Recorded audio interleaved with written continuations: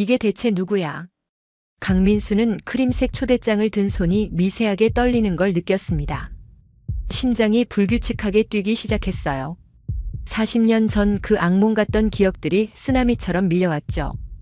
이야기 시작하기 전에 좋아요 한번 눌러주시면 정말 감사하겠습니다. 그리고 지금 어디서 무엇을 하시며 이 이야기를 들고 계신지 댓글로 알려주세요.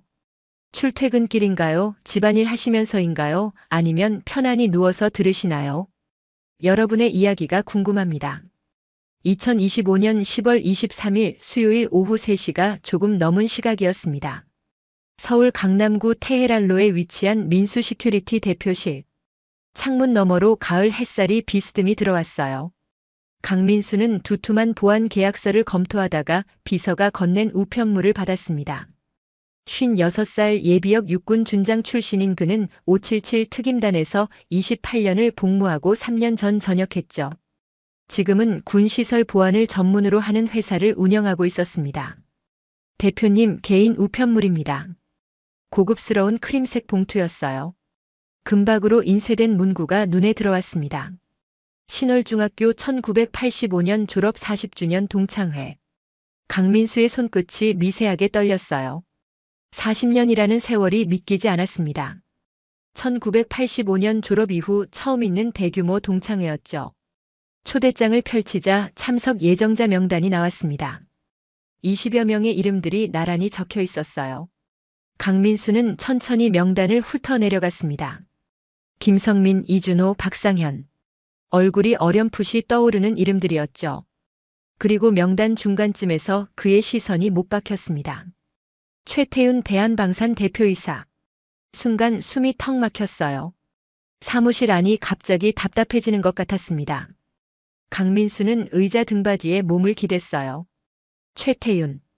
그 이름만으로도 40년 전 15살 소년으로 되돌아가는 기분이었죠. 1983년 봄 신월중학교 2학년 6반 교실. 그곳은 지옥이었습니다. 최태윤, 그는 반의 제왕이었어요. 키 180cm가 넘는 덩치에 주먹 한 번이면 학생들은 물론 선생님들까지 주눅들게 만드는 아이였죠. 그의 눈빛 한 번에 교실 분위기가 얼어붙었고 그가 웃으면 모두가 따라 웃어야 했습니다. 웃지 않으면 그 다음은 주먹이었으니까요. 특히 점심시간은 공포 그 자체였습니다. 최태윤과 그의 패거리 넷이 교실 뒤편 자리를 차지하고 앉으면 다른 학생들은 주눅든 채 도시락을 꺼냈어요. 아니, 꺼낼 엄두조차 못 냈죠. 야, 오늘 누가 반찬 괜찮은 거 싸왔나? 최태윤의 목소리가 교실에 울려 퍼지면 학생들은 고개를 숙이고 눈을 마주치지 않으려 애썼습니다. 하지만 소용없었어요. 그는 이미 눈독 들인 아이들의 도시락을 빼앗았으니까요. 강민수, 너 우유 안 가져왔어. 매점 가서 하나 사와. 빨리. 거역하는 건 상상도 할 수 없었습니다. 한 번은 김성민이라는 친구가 떨리는 목소리로 말했었죠. 태윤아, 나도 배고파서. 그 순간 최태윤의 눈빛이 차갑게 식었습니다. 그는 김성민의 도시락을 낚아챘고 뚜껑을 열더니 그대로 성민이 발밑에 쏟아버렸어요. 밥알이 바닥에 흩어졌고 반찬이 신발에 묻었습니다. 교실은 숨죽인 침묵에 휩싸였고 김성민은 소리 없이 눈물만 흘렸어요. 누구도 거들지 못했습니다. 거들었다가는 다음 표적이 자신이 될 테니까요. 강민수는 책상 밑에서 주먹을 꽉 쥐었습니다. 손톱이 손바닥을 파고들어 아팠지만 그 아픔으로 분노를 삭혀야 했어요. 어린 소년이 할 수 있는 건 그게 전부였죠. 그날 밤 강민수는 이불을 뒤집어 쓴 채 다짐했습니다. 언젠가 나는 강해질 거야. 저런 놈들한테 절대 당하지 않을 만큼 강해지는 거야. 그 다짐이 강민수를 군인의 길로 이끌었습니다. 19살에 육군에 입대했고 이등병 시절부터 눈에 띄는 체력과 정신력으로 577 특임단 선발에 지원했죠. 대한민국 최정예 특수부대. 100명 중 5명만 살아남는다는 지옥 훈련을 통과했습니다. 그리고 28년 동안 소대장, 중대장, 대대장을 거쳐 여단장까지 올랐어요. 전역할 때는 육군 준장 계급장을 달고 있었죠. 약했던 소년은 강철이 되어 있었습니다. 강민수는 초대장을 내려놓고 컴퓨터를 켰습니다. 검색창에 대한방산을 입력했어요. 화면에 회사 정보가 떠올랐습니다. 방위산업체 군용통신 장비 및 부품 제조 직원 250명, 연 매출 500억 원. 그리고 대표이사 최태윤의 사진이 보였어요. 고급 양복을 차려입고 자신만만하게 웃는 모습.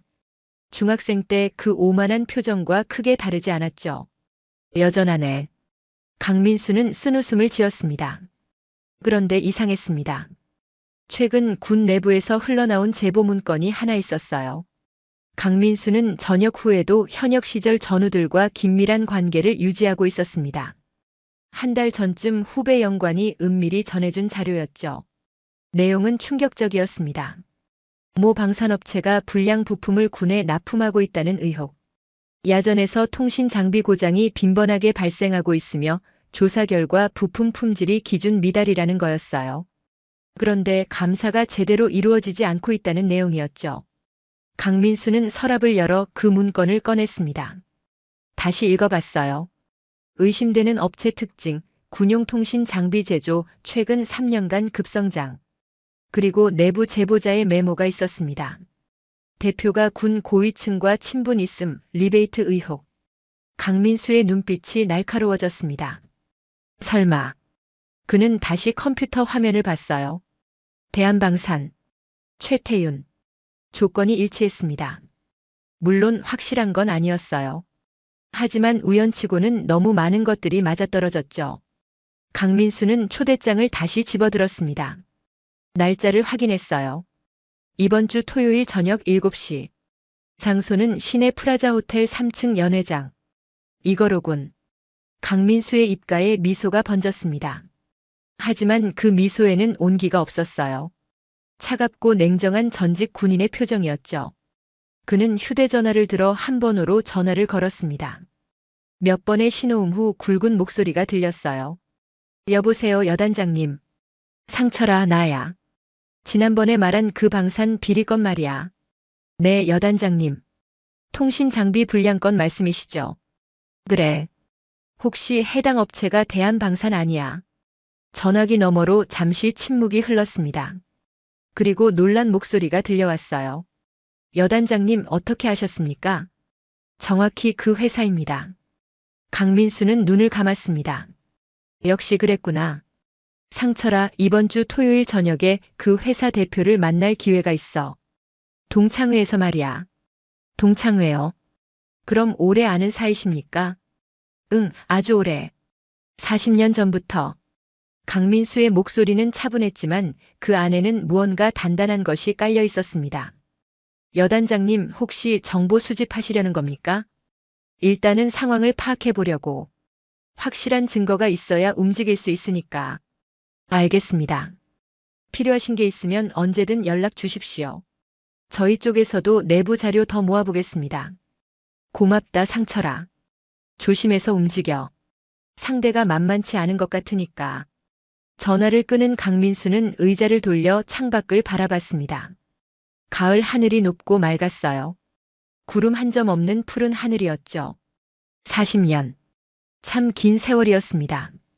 15살 소년이 56살 중년이 되기까지. 약했던 소년이 대한민국 최정예 부대의 여단장이 되기까지. 그리고 지금 운명은 다시 그를 최태윤과 마주하게 만들었습니다. 강민수는 책상 서랍을 열어 낡은 사진 한 장을 꺼냈습니다. 1985년 졸업 사진. 까까머리를 한 학생들이 운동장에 줄지어 서 있었어요. 뒷줄 구석에 작고 마른 소년이 보였습니다. 불안한 눈빛의 강민수였죠. 그리고 앞줄 중앙에는 최태윤이 있었습니다. 당당하게 가슴을 펴고 서서 마치 세상을 다 가진 것처럼 웃고 있었어요. 강민수는 사진을 손가락으로 쓰다듬었습니다. 이제는 달라, 태윤아. 그는 사진을 다시 서랍에 넣고 초대장을 펼쳤습니다. 참석 여부를 표시하는 란에 체크했어요. 그리고 회신 봉투에 넣어 봉했습니다. 토요일까지 사흘. 강민수는 그 사흘 동안 철저히 준비했습니다. 대한방산에 대한 모든 자료를 수집했어요.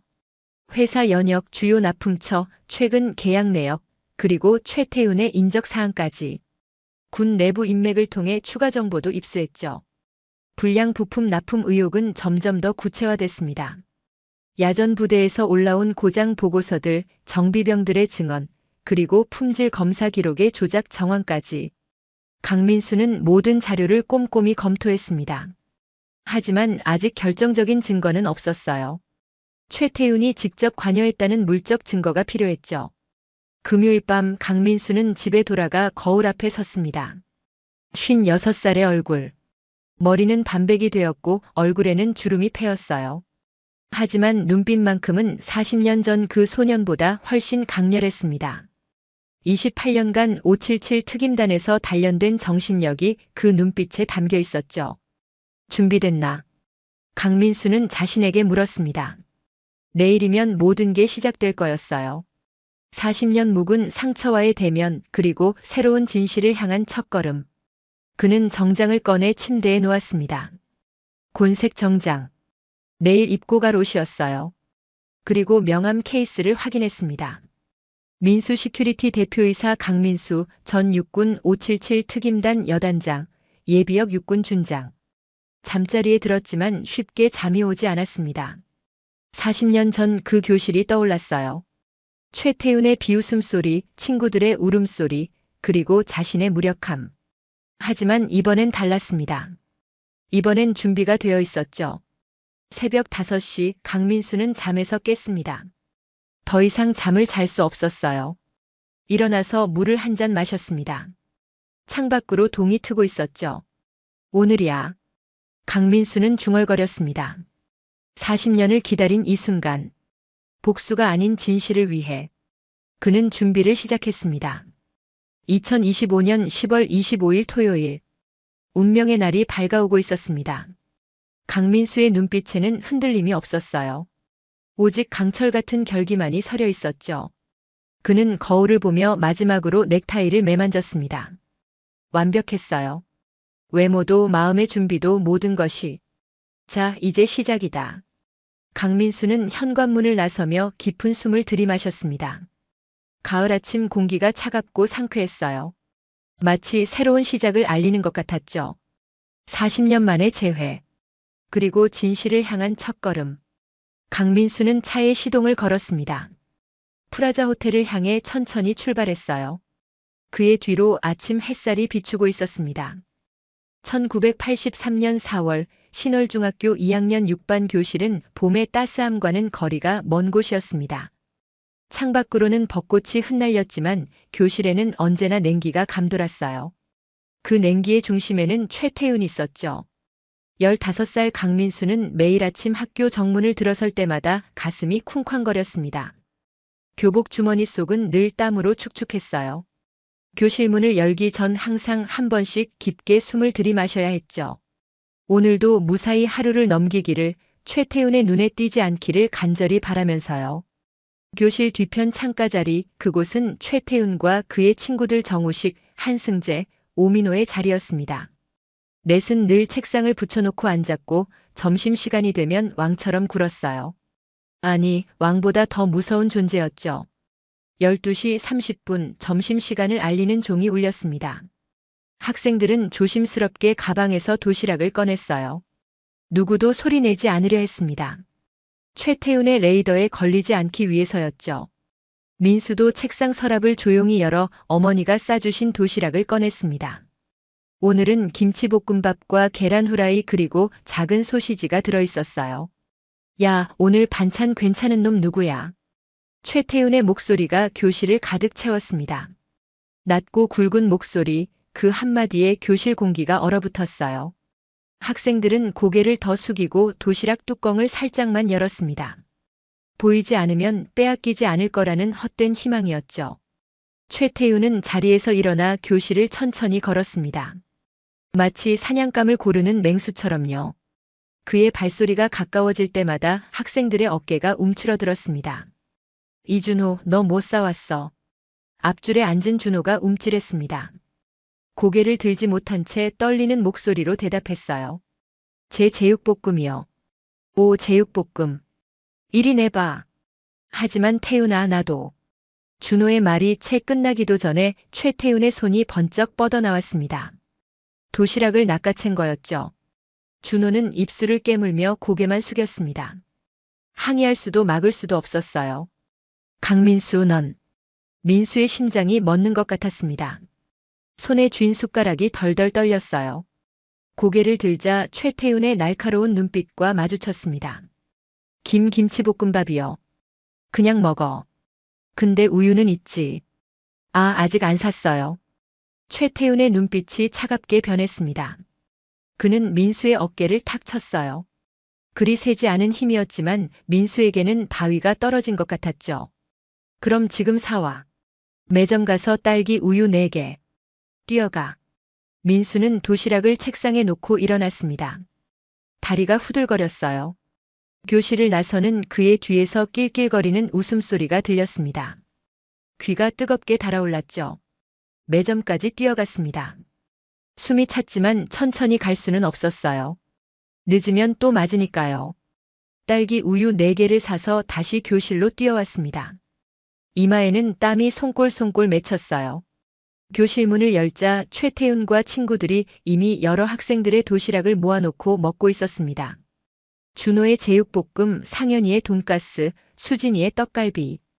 다른 아이들은 자리에 앉아 빵 한 조각이나 남은 반찬으로 끼니를 때우고 있었죠. 늦었네. 빨리 안 가져와. 민수는 숨을 헐떡이며 우유를 건넸습니다. 최태훈은 빨대를 꽂아 우유를 쭉쭉 빨아들이더니 만족스러운 표정을 지었어요. 역시 딸기 맛이 최고야.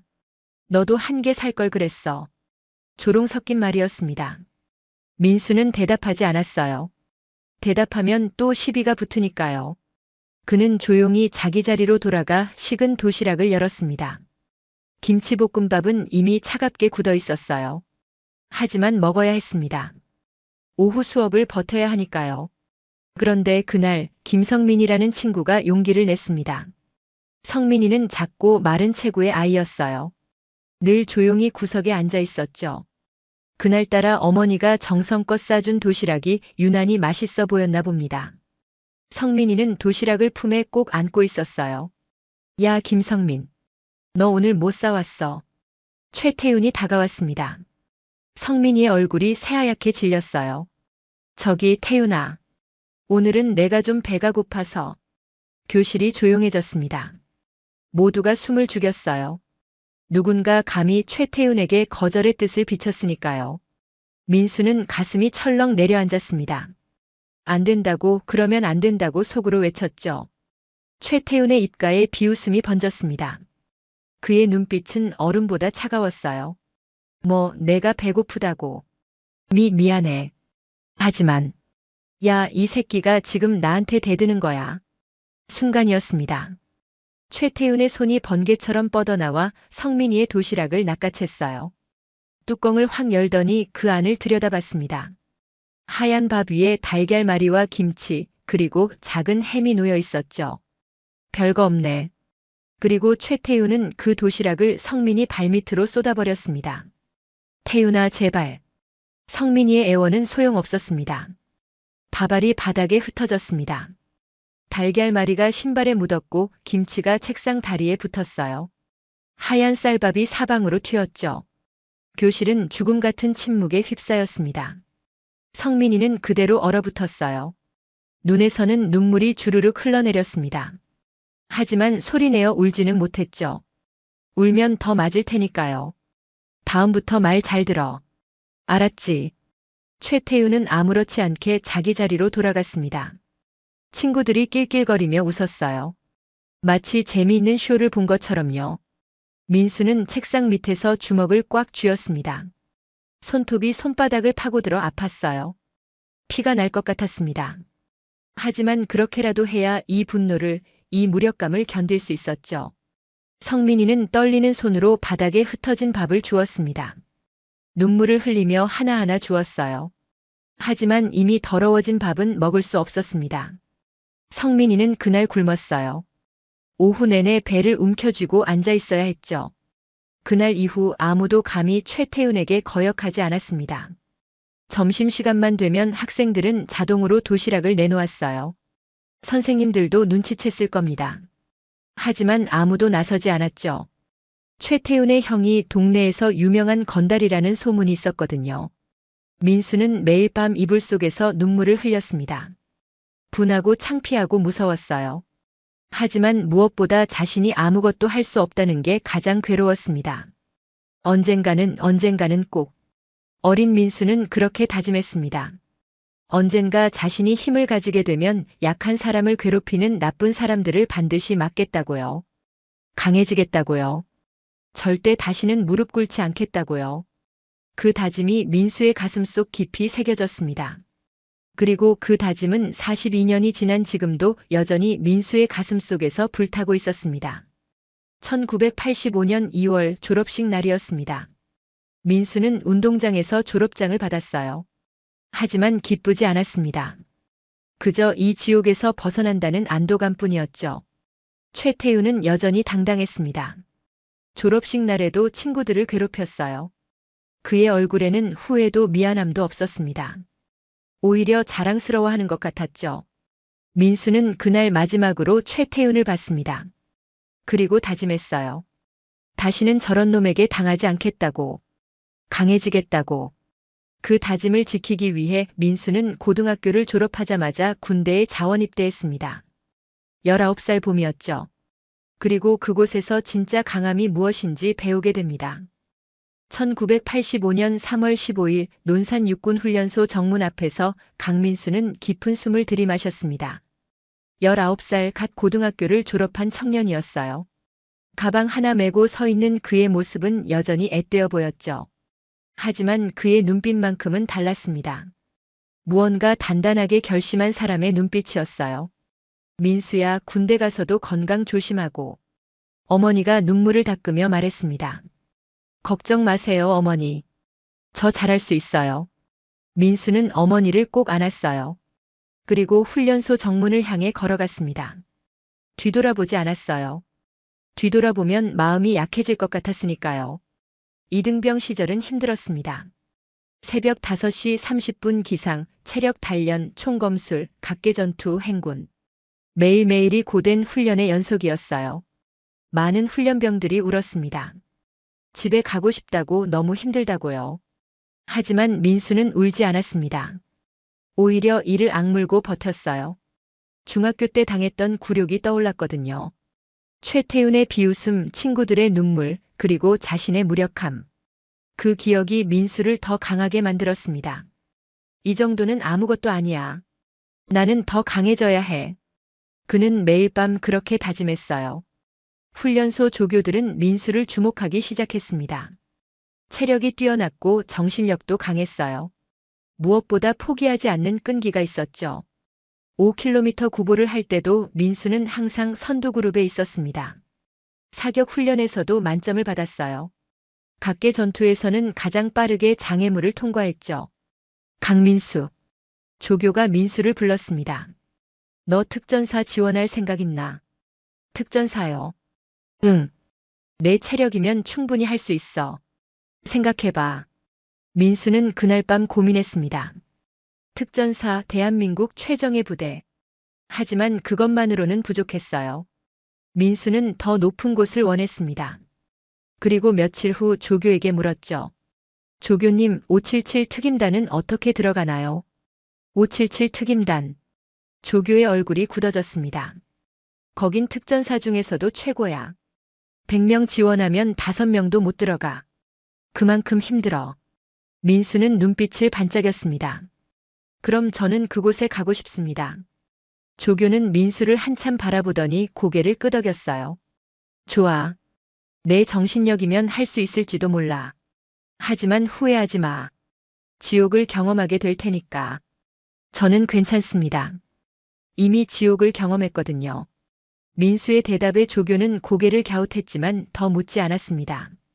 1985년 7월 민수는 특전사 선발 시험을 통과했습니다.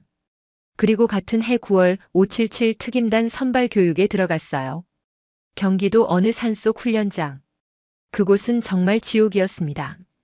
새벽 3시 기상, 20km 완전 군장 구보, 수중 침투 훈련, 암벽 등반, 도하 훈련, 시가전 훈련. 하루에 3시간도 못 자는 날이 대부분이었어요. 식사도 제대로 못했습니다. 전투 식량으로 끼니를 때우는 날이 많았죠. 120명이 시작했습니다. 첫날이 지나자 10명이 포기했어요. 일주일이 지나자 50명이 남았습니다. 이 주일이 지나자 20명만 버티고 있었죠. 민수는 포기하지 않았습니다. 몸은 비틀거렸고 발바닥에는 물집이 잡혔어요. 손은 까지고 어깨는 피멍이 들었습니다. 하지만 그는 이를 악물고 버텼어요.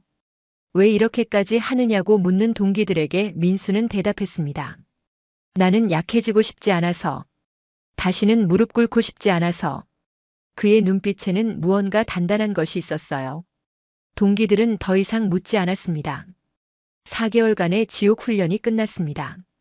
120명 중 6명만이 살아남았어요. 강민수는 그중 한 명이었습니다. 그리고 성적은 1등이었죠. 축하한다, 강민수 이병. 교관이 어깨에 577 특임단 마크를 달아줬습니다. 검은 바탕에 황금색 칠이 새겨진 마크. 민수는 그 마크를 내려다봤어요. 가슴이 벅차올랐습니다. 577 특임단 배치 후 민수의 진짜 군 생활이 시작됐습니다. 대테러 작전 훈련, VIP 경호 훈련, 인질 구출 훈련, 침투 작전 훈련. 매일이 실전처럼 이어졌어요. 민수는 모든 훈련에서 두각을 나타냈습니다. 사격 실력은 부대 최고였고 격투 실력도 뛰어났어요. 특히 위기 상황에서의 판단력이 탁월했죠. 2등병에서 1병, 1병에서 상병, 상병에서 병장. 민수는 착실하게 계급을 올려갔습니다. 그리고 전역 대신 부사관을 선택했어요. 2991년 25살의 민수는 하사가 됐습니다. 부사관으로 복무하며 민수는 더욱 성장했습니다. 후임들을 교육하고 작전을 계획하고 실전에 준하는 훈련을 주도했어요. 그의 리더십은 탁월했습니다. 엄격하지만 공정했고 차갑지만 따뜻했어요. 후임들은 민수를 존경했습니다. 그리고 2997년 31살의 민수는 준위로 진급했죠. 2999년에는 소위가 됐습니다. 장교의 길을 걷기 스타트한 거예요. 민수는 사관학교 출신이 아니었지만 현장 경험만큼은 누구보다 풍부했습니다. 실전처럼 훈련하고 훈련처럼 실전에 임했어요. 2002년 36살의 민수는 대위가 됐습니다. 소대장으로 40명의 대원을 이끌었어요. 그의 소대는 부대 최고의 소대였습니다. 훈련 성적도 1등, 체력평가도 1등, 사격평가도 1등이었죠. 민수는 엄격했지만 대원들을 가족처럼 아꼈습니다. 훈련할 때는 철저하게, 쉴 때는 편하게. 그것이 민수의 원칙이었어요. 2005년 민수는 소령으로 진급했습니다. 중대장이 된 거예요. 150명의 대원을 책임지게 됐죠. 책임감은 무거웠지만 민수는 흔들리지 않았습니다. 그는 이미 강철이 되어 있었으니까요. 2010년 44살의 민수는 중령이 됐습니다. 대대장으로서 600명의 대원을 지휘했어요. 이제 그는 577 특임단의 핵심 지휘관이었습니다. 그의 이름은 부대 안팎에서 유명했어요. 강철 같은 의지의 강민수, 절대 포기하지 않는 지휘관.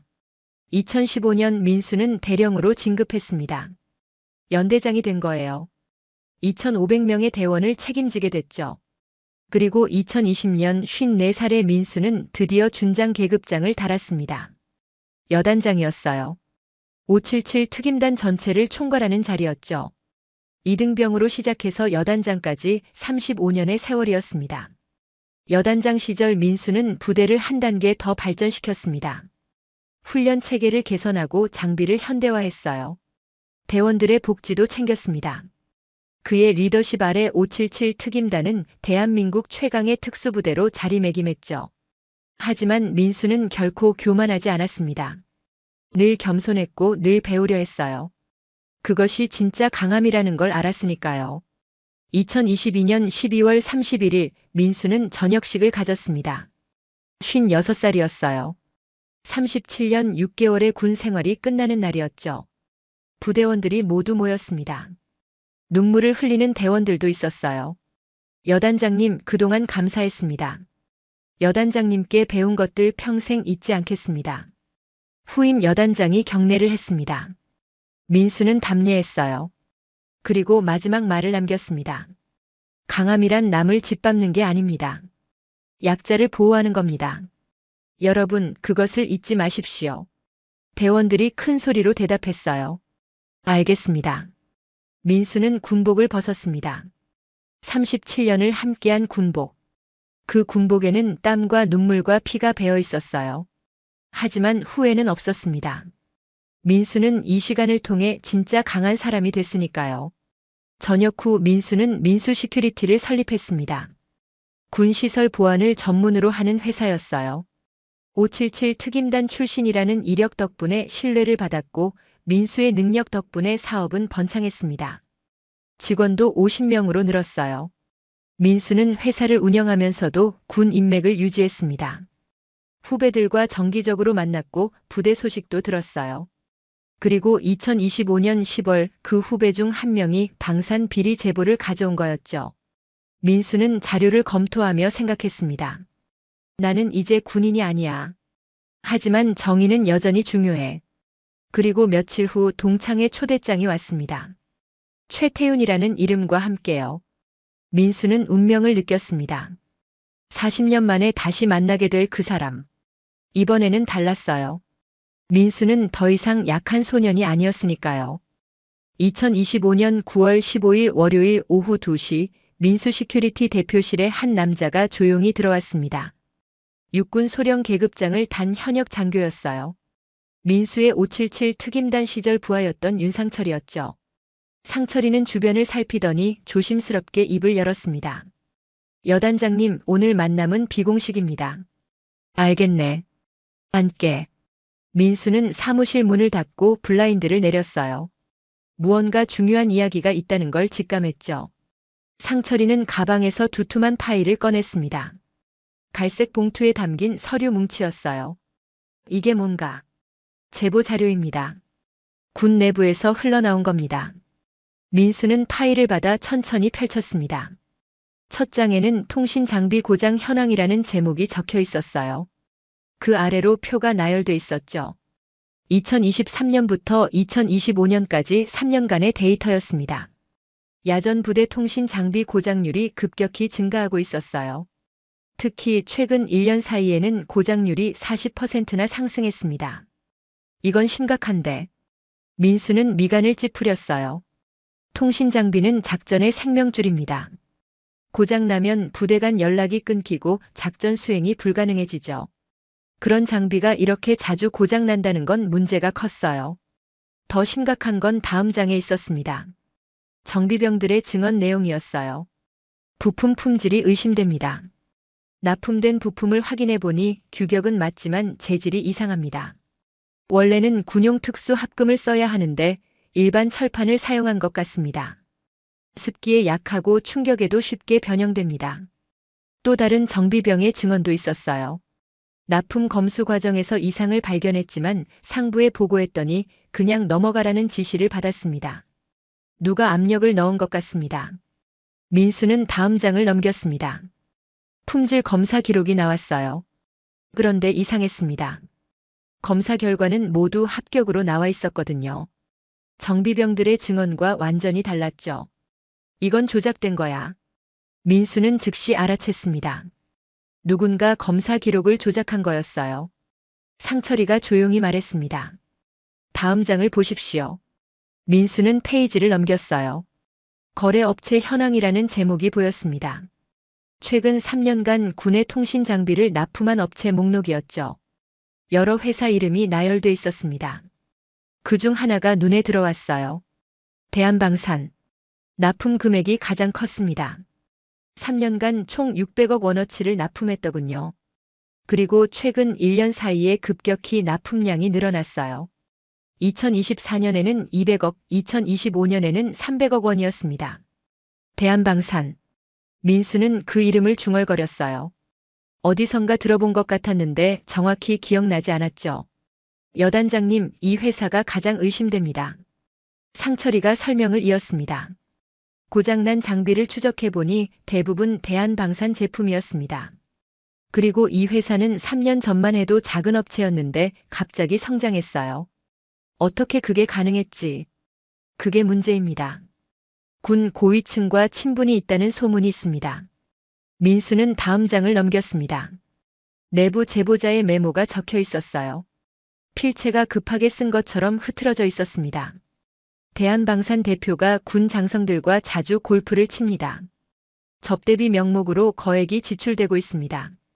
감사 직전에 항상 누군가 정보를 흘려줍니다. 내부에 협조자가 있는 것 같습니다. 민수의 눈빛이 날카로워졌습니다. 이건 단순한 불량품 납품이 아니었어요. 조직적인 비리였죠. 뇌물을 주고 검사를 무마하고 계속해서 불량품을 납품하는 구조였습니다. 제보자는 누군가? 현역 연관입니다. 이름은 밝힐 수 없습니다. 본인이 위험할 수 있으니까요. 알겠네. 민수는 고개를 끄덕였어요. 그리고 마지막 장을 펼쳤습니다. 거기에는 대한방산 대표이사의 인적사항이 적혀 있었어요. 이름 최태윤. 생년월일 1967년 5월 23일. 학력 신월중학교 졸업, 성남고등학교 졸업. 경력 중소제조업체 근무 후 2020년 대한방산 설립. 순간 민수의 손이 멎었습니다. 최태윤. 신월중학교. 1967년생. 모든 조건이 일치했어요. 설마. 민수는 천천히 고개를 들었습니다. 상철아, 이 사람 사진 있나? 네, 여기 있습니다. 상철이가 또 다른 자료를 꺼냈어요. 대한방산 홈페이지를 프린트한 것이었습니다. 거기에 대표이사 인사말과 함께 사진이 실려 있었죠. 민수는 그 사진을 뚫어지게 바라봤습니다. 고급 양복을 입고 팔짱을 낀 채 자신만만하게 웃고 있는 중년 남자. 나이는 들었지만 그 얼굴을 민수는 기억하고 있었어요. 58살이 된 얼굴이었지만 눈빛과 표정은 42년 전 그때와 똑같았습니다. 최태윤, 바로 그놈이었어요. 여단장님 아시는 분입니까? 상철이가 조심스럽게 물었습니다. 민수는 대답하지 않았어요. 그저 사진을 내려다보고 있었죠. 가슴속 깊은 곳에서 무언가 꿈틀거렸습니다. 42년 전의 분노, 굴욕, 그리고 무력함. 그 감정들이 다시 살아나는 것 같았어요. 하지만 민수는 감정을 억눌렀습니다. 지금은 감정적으로 대응할 때가 아니었어요. 냉정하게 전략적으로 접근해야 했죠. 안다. 아주 오래전부터. 민수는 짧게 대답했습니다. 상철이는 더 묻지 않았어요. 여단장님의 표정에서 뭔가 깊은 사연이 있다는 걸 느꼈죠. 민수는 자료를 다시 처음부터 천천히 읽어 내려갔습니다. 불량 부품 납품, 검사 기록 조작, 군 고위층 뇌물, 내부 정보 유출. 모든 것이 맞물려 돌아가고 있었어요. 그 중심에 최태윤이 있었습니다. 중학교 때는 주먹으로 약자를 괴롭혔던 놈이 이제는 돈과 권력으로 나라를 좀먹고 있었던 거예요. 상철아, 이 자료 말이야. 방위사업청에는 보고했나? 아직입니다. 확실한 증거가 더 필요합니다. 지금 가진 건 정황 증거뿐이에요. 결정적인 물증이 없으면 오히려 제보자만 위험해질 수 있습니다. 민수는 고개를 끄덕였어요. 상철이의 판단이 옳았습니다. 그렇다면 우리가 직접 움직여야겠군. 민수는 결심했습니다.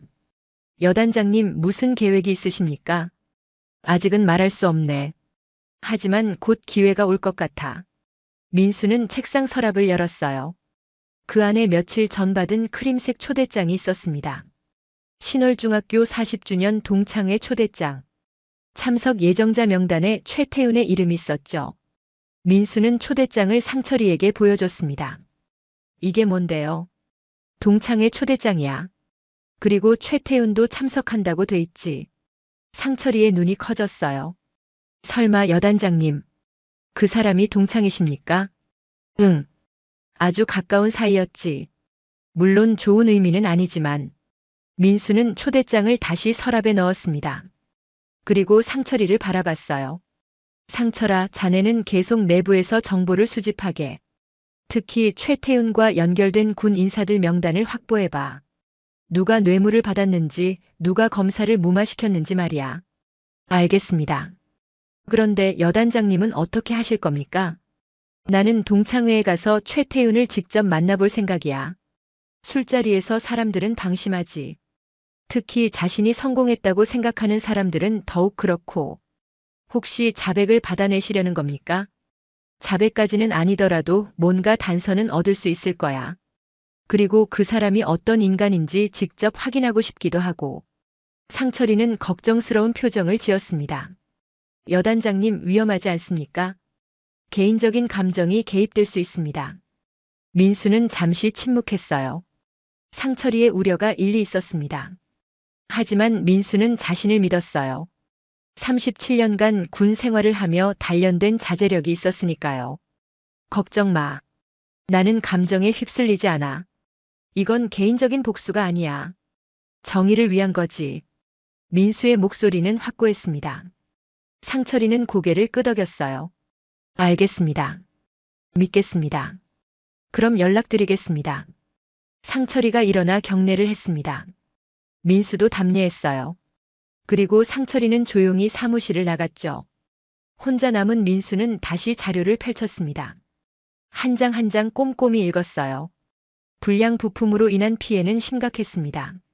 훈련 중 통신 두절로 사고가 날 뻔한 적도 있었고 실제로 장비 고장으로 부상을 입은 병사도 있었어요. 최태윤은 이윤을 위해 국가 안보를 팔아넘긴 거였습니다. 그것도 자신을 믿고 계약한 군을 배신하면서요. 민수는 주먹을 꽉 쥐었습니다. 손등에 핏줄이 튀어나왔어요. 분노가 치밀어 올랐지만 억눌렀습니다. 지금 필요한 건 분노가 아니라 냉정함이었으니까요. 그는 컴퓨터를 켜서 대한방산을 검색했습니다. 회사 홈페이지가 나왔어요. 화려한 디자인에 그럴듯한 문구들이 나열돼 있었습니다. 국가 안보에 기여하는 기업, 최고의 품질로 군을 지원합니다. 신뢰할 수 있는 파트너. 민수는 비웃음을 지었어요. 모두 거짓말이었습니다.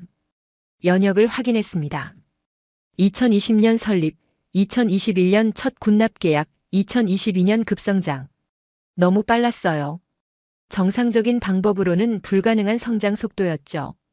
뒤에 뭔가 있었던 겁니다. 민수는 최태윤의 인터뷰 기사도 찾아봤습니다. 작년에 한 경제 매체와 한 인터뷰였어요. 제목은 방산업계의 신성 최태윤 대표를 만나다였습니다. 기사를 읽어내려가는 민수의 표정이 점점 굳어졌어요. 저는 항상 품질을 최우선으로 생각합니다. 우리 제품을 쓰는 건 나라를 지키는 군인들이니까요. 그들의 안전이 곧 우리의 책임입니다. 최태윤의 말이었습니다. 거짓말에 거짓말을 더한 말이었죠. 그는 품질 따위 신경 쓰지 않았어요. 오직 이윤만 생각했습니다. 민수는 화면을 끄고 창밖을 바라봤습니다. 석양이 지고 있었어요. 가을 하늘이 붉게 물들어 있었죠. 아름다운 풍경이었지만 민수의 마음은 무거웠습니다. 42년 전 최태윤은 주먹으로 약자를 괴롭혔어요. 그리고 지금은 돈과 권력으로 나라를 좀먹고 있었습니다. 본질은 변하지 않은 거였죠. 약자를 이용해 자신의 이익을 챙기는 인간. 민수는 초대장을 다시 꺼내 날짜를 확인했습니다.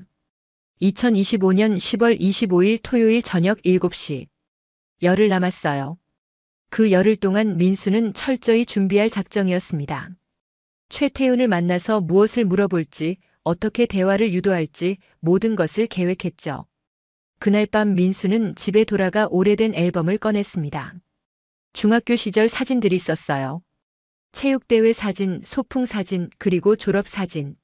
민수는 졸업 사진을 유심히 봤습니다. 뒷줄 구석에 작고 마른 소년, 그게 자신이었어요.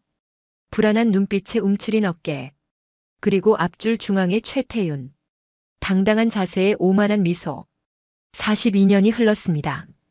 그 작은 소녀는 대한민국 최정예 부대의 여단장이 됐어요. 그리고 그 오만한 소녀는 나라를 배신하는 사기꾼이 됐죠. 민수는 사진을 덮고 눈을 감았습니다. 열흘 후 모든 것이 시작될 거였어요. 2025년 10월 25일 토요일 저녁 6시 30분, 강민수는 프라자 호텔 주차장에 차를 세웠습니다. 곤색 정장을 단정하게 차려입은 그의 손에는 작은 서류 가방이 들려 있었어요. 그 안에는 명함과 녹음기 그리고 최태윤에 대한 자료가 들어 있었죠. 민수는 백미러를 통해 자신의 모습을 확인했습니다. 56살의 얼굴, 반백의 머리, 하지만 눈빛만큼은 흔들림이 없었어요. 차에서 내려 호텔 입구로 걸어갔습니다. 가을밤 공기가 차갑게 뺨을 스쳤어요. 심장이 빠르게 뛰었지만 얼굴에는 전혀 티를 내지 않았습니다. 37년간 단련된 침착함이었죠. 엘리베이터를 타고 3층으로 올라갔습니다. 문이 열리자 복도 끝에 연회장 입구가 보였어요. 크림색 리본으로 장식된 안내판이 서 있었습니다. 신월중학교 1985년 졸업 40주년 동창회. 민수는 깊게 숨을 들이마셨어요. 42년 만에 재회. 그 무게가 어깨를 짓눌렀지만 민수는 흔들리지 않았습니다. 연회장 문을 열자 화려한 샹들리에 불빛이 눈부셨습니다. 넓은 홀 안에는 이미 10여 명의 사람들이 모여 있었어요. 모두 50대 중반의 나이, 한때 같은 교실에서 책상을 나란히 했던 친구들이었죠. 민수야. 한 사람이 반갑게 손을 흔들었습니다. 이준호였어요. 42년 전 제육볶음 도시락을 빼앗기던 그 친구. 이제는 중년이 되어 배가 나온 평범한 회사원이 되어 있었죠. 준호야, 오랜만이다. 민수는 악수를 나눴습니다. 준호의 손은 따뜻했어요. 야, 내가 온다는 소식 듣고 깜짝 놀랐어. 연락도 안 되고 해서 어떻게 지내나 궁금했거든. 미안해. 바쁘게 살다 보니 연락을 못했네. 그래, 뭐하고 지내? 어디 다녀? 응, 작은 보안업체 운영하고 있어. 민수는 담담하게 대답했습니다. 구체적으로 말하지는 않았어요. 아직 때가 아니었으니까요. 두 사람은 웃으며 이야기를 나눴습니다. 그 사이 다른 친구들도 하나둘 모여들었어요. 박상현도 있었고 김성민도 있었습니다. 42년 전 도시락을 바닥에 쏟아야 했던 그 친구. 이제는 안경을 쓴 온화한 인상의 중년이 되어 있었죠. 민수야, 오랜만이야. 성민아, 잘 지냈어. 두 사람의 눈이 마주쳤습니다. 잠시 침묵이 흘렀어요. 서로 같은 기억을 떠올리고 있었죠. 그 끔찍했던 점심시간의 기억을요. 그래, 뭐 그럭저럭.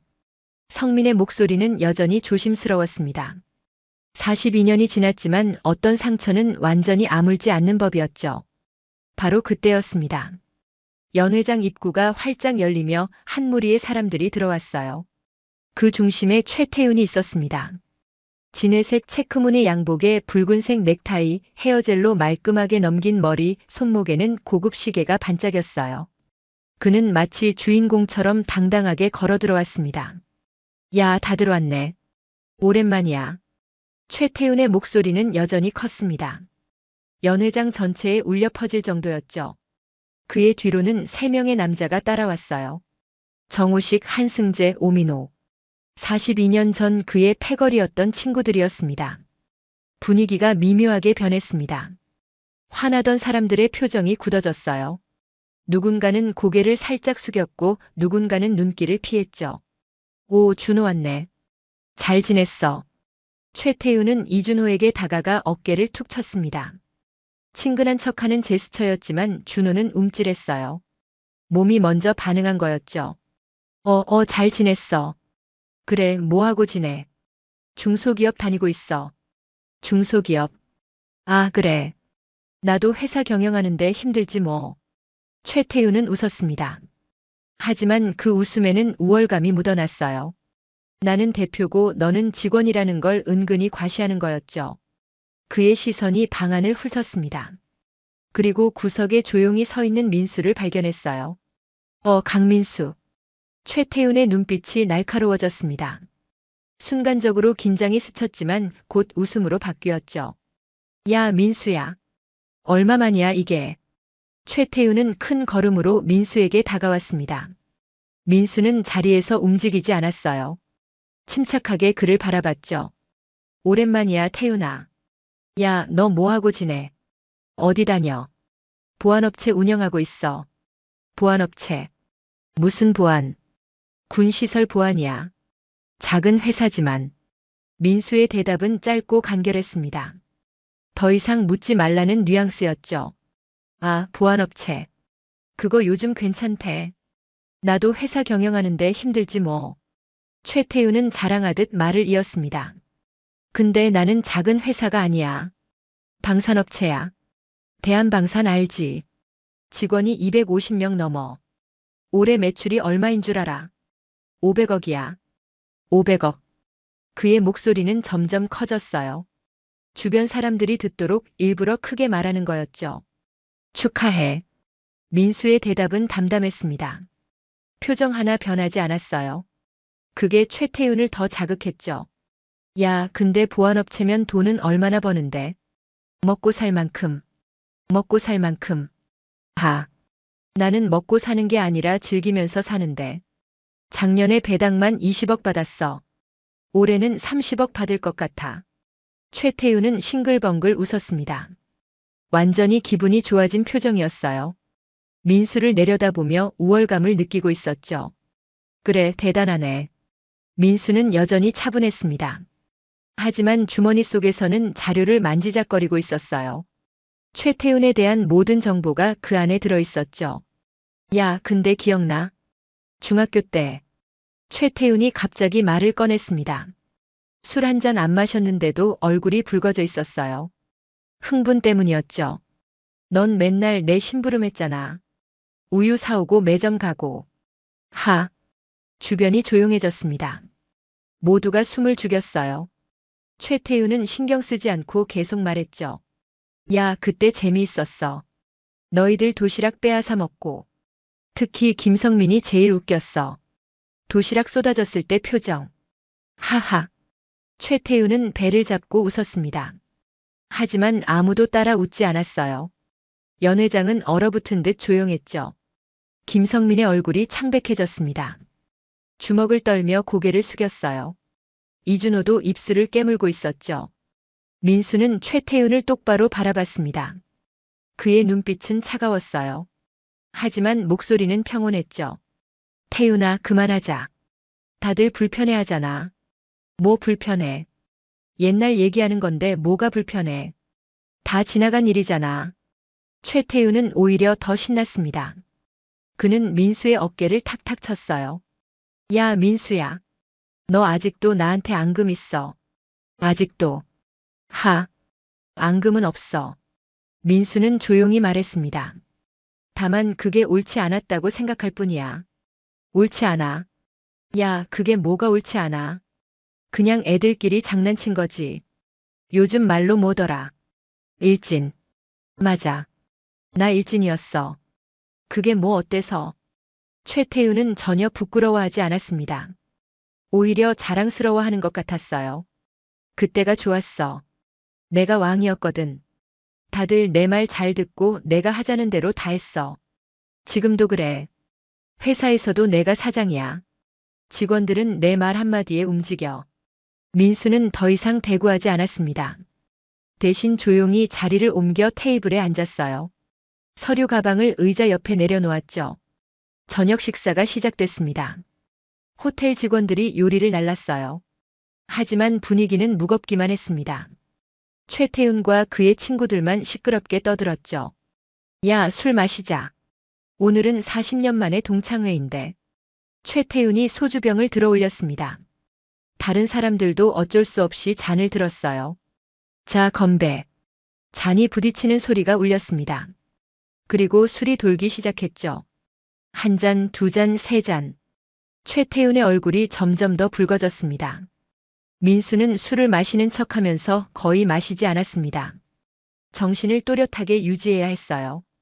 지금부터가 중요했으니까요. 그는 최태윤을 조용히 관찰했습니다. 술이 들어가자 말이 점점 많아졌어요. 회사 자랑, 돈 자랑, 인맥 자랑. 최태윤은 멈추지 않고 떠들어댔습니다. 민수는 귀를 기울였죠. 야, 너희들 방산업이 얼마나 돈 되는지 알아. 군대는 돈이 많거든. 예산이 엄청나. 그걸 우리가 받는 거지. 그의 말에 몇몇 친구들이 관심을 보였습니다. 그렇게 좋아. 좋고 말고. 한번 계약하면 몇 년은 보장이야. 그리고 군대는 우리 없이 못 살아. 통신 장비가 우리 거거든. 최태윤은 자랑스럽게 말했습니다. 하지만 민수는 그 말의 이면을 읽고 있었어요. 불량 부품을 납품하면서도 태연하게 자랑하는 모습. 양심이라고는 찾아볼 수 없었죠. 태윤아, 근데 품질 관리는 잘 되고 있어. 군대는 까다롭잖아. 한동창이 물었습니다. 최태윤은 잠깐 표정이 굳었다가 웃으며 대답했어요. 그거야 뭐 알아서 하지. 검사 같은 건 다 통과해. 별 문제 없어. 그의 말투에서 민수는 뭔가를 느꼈습니다. 거짓말하는 사람의 미묘한 변화를요. 목소리 톤이 살짝 높아지고 눈동자가 잠깐 흔들렸어요. 군인으로 37년을 살며 수많은 사람을 관찰한 민수는 그런 신호를 놓치지 않았습니다. 저녁 식사가 끝나갈 무렵 최태우는 이미 소주 반병을 비웠습니다. 얼굴이 새빨갛게 익어 있었어요. 목소리도 점점 커졌죠. 야, 다들 자기 근황 얘기 좀 해봐. 나만 떠들었잖아. 사람들은 서로 눈치만 봤습니다. 선뜻 나서는 사람이 없었어요. 민수는 조용히 자리에서 일어났습니다. 나는 화장실 좀 다녀올게. 그는 서류 가방을 들고 연회장을 나섰어요. 복도로 나와 깊은 숨을 내쉬었습니다. 계획대로 진행되고 있었어요. 최태우는 술에 취해 방심하고 있었고 자제력을 잃어가고 있었습니다. 이제 조금만 더 시간을 주면 결정적인 순간이 올 거였어요. 민수는 화장실에서 얼굴에 찬물을 끼얹었습니다. 거울 속 자신을 바라봤어요. 56살의 얼굴이 비쳤습니다. 하지만 눈빛만큼은 여전히 날카로웠죠. 준비됐나? 민수는 자신에게 물었습니다. 이제 곧 진짜가 시작될 거였어요. 42년을 기다린 이 순간. 복수가 아닌 정의를 위해. 민수는 서류 가방을 다시 들고 연회장으로 돌아갔습니다. 문을 열자 최태훈의 큰 웃음소리가 들렸어요. 그는 여전히 떠들고 있었습니다. 민수는 조용히 자리에 앉아 다음 순간을 기다렸습니다. 운명의 순간이 다가오고 있었어요. 저녁 8시가 넘어가자 연회장 분위기는 점점 더 뜨거워졌습니다. 소주병이 하나둘 비워지고 얼굴들이 붉어졌어요. 특히 최태우는 이미 소주 한 병을 다 비우고 있었죠. 야, 다들 잔 비워. 40년 만에 만났는데 이렇게 조용하면 안 되지. 최태우는 큰 소리로 외쳤습니다. 옆에 앉은 정우식이 소주병을 들어 그의 잔을 채웠어요. 최태우는 단숨에 들이켰죠. 민수는 테이블 끝자리에 조용히 앉아 있었습니다. 그의 잔은 거의 그대로였어요. 마시는 척하며 마시지 않았습니다. 정신을 또렷하게 유지했죠. 서류 가방은 의자 옆에 놓여 있었고 그 안에는 모든 준비가 되어 있었습니다. 태윤아, 너 회사 크다며. 직원이 250명이라고. 한승재가 물었습니다. 아첨하는 투였어요. 최태윤은 만족스러운 표정을 지었죠. 그래, 250명. 올해 신입사원만 40명 뽑았어. 내년엔 더 뽑을 거야. 대단하네. 어떻게 그렇게 키웠어? 머리를 쓰는 거지 뭐. 사업은 머리 싸움이야. 최태윤은 자신만만하게 말했습니다. 술이 들어가니 더 입이 가벼워졌어요. 특히 군납 같은 거. 그거 한 번 따면 몇 년은 보장이야. 돈이 엄청나거든. 민수의 귀가 쫑긋했습니다. 하지만 표정은 전혀 변하지 않았어요. 그는 조용히 소주잔을 입에 가져가며 최태윤의 말을 들었죠. 군납이 그렇게 좋아? 이준호가 순진하게 물었습니다. 좋고 말고. 예산이 어마어마하거든. 우리 같은 업체는 그걸 받는 거지. 게다가 군대는 한 번 계약하면 계속 우리 제품 써야 돼. 호환성 때문에. 최태윤은 빙글빙글 웃었어요. 그럼 검사 같은 건 어떻게 통과해? 까다롭잖아. 김성민이 물었습니다. 목소리가 떨리고 있었어요. 최태윤은 잠깐 눈빛이 흔들렸다가 웃으며 대답했죠. 그거야 뭐 알 사람은 알아서 하지. 별로 어렵지 않아. 민수는 그 말을 놓치지 않았습니다. 알 사람은 알아서 한다. 그 말 속에는 뇌물과 청탁의 냄새가 풍겼어요. 야, 근데 태윤아. 넌 어떻게 그렇게 빨리 성장한 거야? 3년 만에 500억 매출이면 대단한 건데. 박상현이 물었습니다. 최태윤은 잔을 비우고 다시 채웠어요. 인맥이지, 인맥. 아는 사람이 많아야 돼. 특히 군대 고위층 말이야. 그 사람들이 결정하는 거거든. 그는 주위를 둘러보고 목소리를 낮췄습니다. 하지만 술 때문에 낮춘다는 게 여전히 큰 소리였죠. 골프도 같이 치고 밥도 사고. 그럼 알아서 잘 봐주지. 테이블이 조용해졌습니다. 너무 노골적인 말이었기 때문이에요. 민수는 가슴이 뛰는 걸 느꼈습니다. 하지만 얼굴은 평온하게 유지했죠. 그게 괜찮은 거야? 이준호가 걱정스럽게 물었습니다. 괜찮고 말고. 다들 하는 거야. 안 하는 놈이 바보지. 최태우는 태연하게 대답했어요. 양심의 가책 같은 건 전혀 없어 보였죠. 그는 다시 소주잔을 들어 올렸습니다. 자, 한 잔 더 하자. 사람들은 어쩔 수 없이 잔을 들었어요. 민수도 잔을 들었지만 입만 대고 마시지 않았습니다.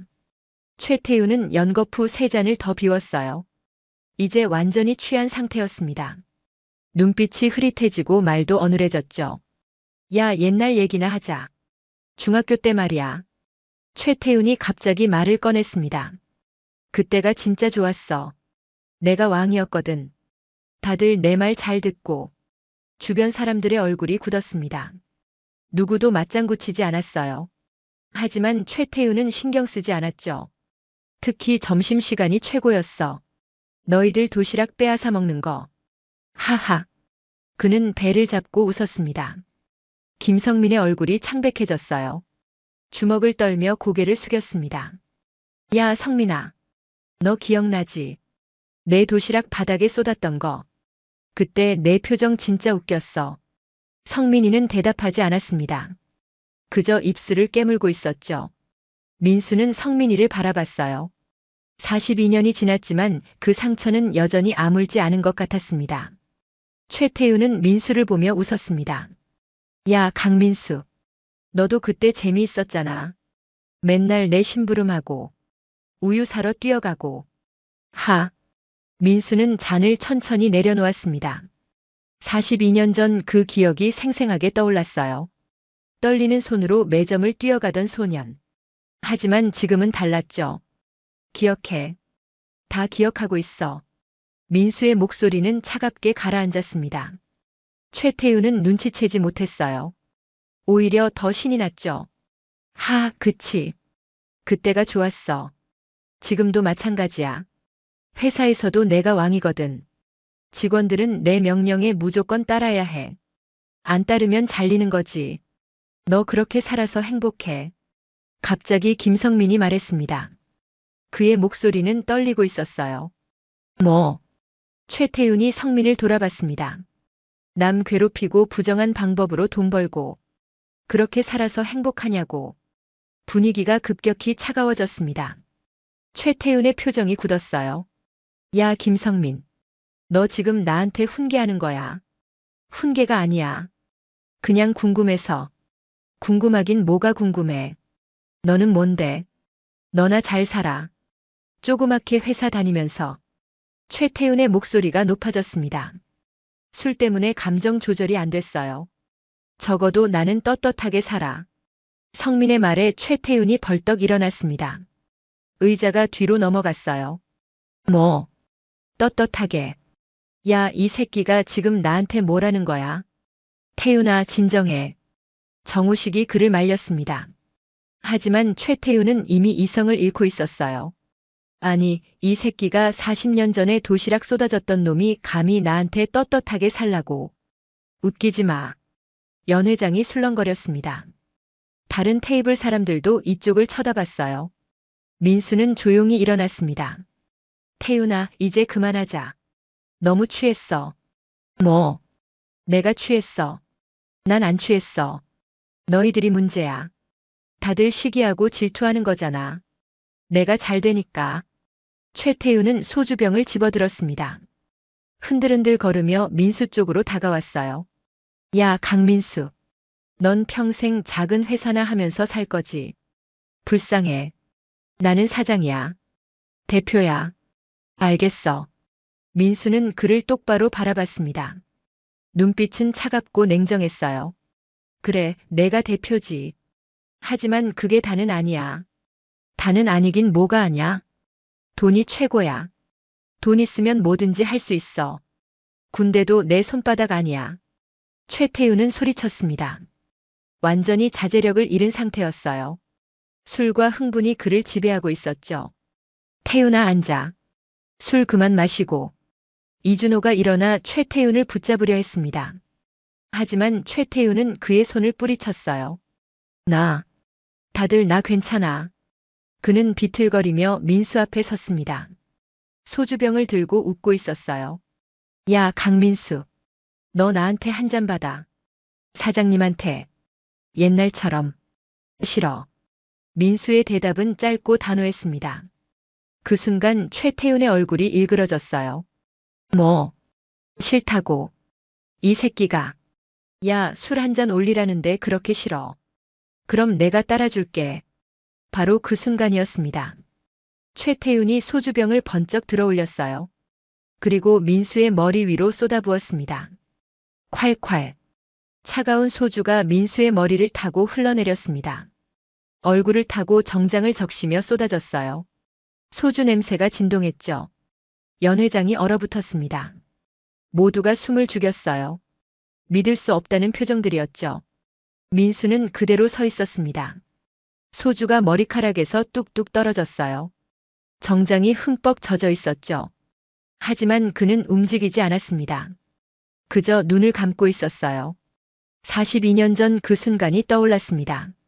신월중학교 2학년 6반 교실 점심시간 최태훈이 자신에게 우유를 사오라고 명령했던 그날들, 차가운 액체가 머리를 타고 흘러내렸던 그 감촉, 친구들의 웃음소리, 그리고 자신의 무력함. 하지만 지금은 달랐습니다. 민수는 천천히 눈을 떴습니다. 그의 눈빛은 더 이상 흔들리지 않았어요. 차갑고 냉정하고 단단했죠. 그는 천천히 손을 들어 얼굴에 흐르는 소주를 닦았습니다. 주머니에서 흰 손수건을 꺼내 머리를 닦았어요. 하나하나 천천히 침착하게요. 최태훈은 빈 병을 들고 서서 킥킥거리며 웃었습니다. 하. 야, 너 꼴 좀 봐. 똑같네. 중학교 때랑. 하지만 아무도 웃지 않았습니다. 오히려 모두가 긴장한 표정이었어요. 뭔가 다르다는 걸 느꼈죠. 민수의 분위기가 완전히 바뀌었어요. 민수는 젖은 손수건을 천천히 접어 주머니에 넣었습니다. 그리고 서류 가방을 집어들었어요. 그 안에서 작은 명함 케이스를 꺼냈죠. 태훈아.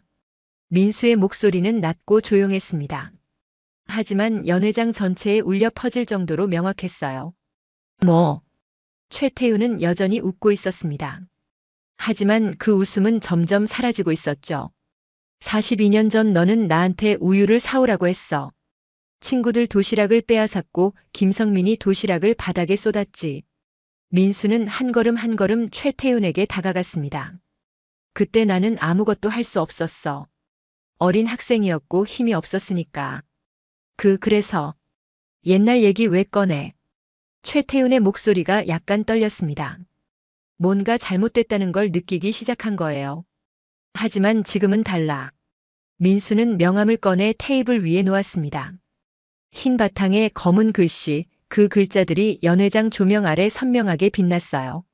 민수 시큐리티 대표이사 강민수 전 육군 577 특임단 여단장, 예비역 육군 준장. 순간 연회장이 얼어붙었습니다. 최태훈의 얼굴이 새하얗게 질렸어요. 술 기운이 단번에 깨는 것 같았죠. 뭐야? 577 특임단. 여단장. 그래, 나야. 37년간 군 복무했어. 그중 35년을 577 특임단에서 보냈지. 민수의 목소리는 차갑고 단호했습니다. 그리고 지금은 군시설 보안 전문가야. 방산업계와도 깊은 관계가 있지.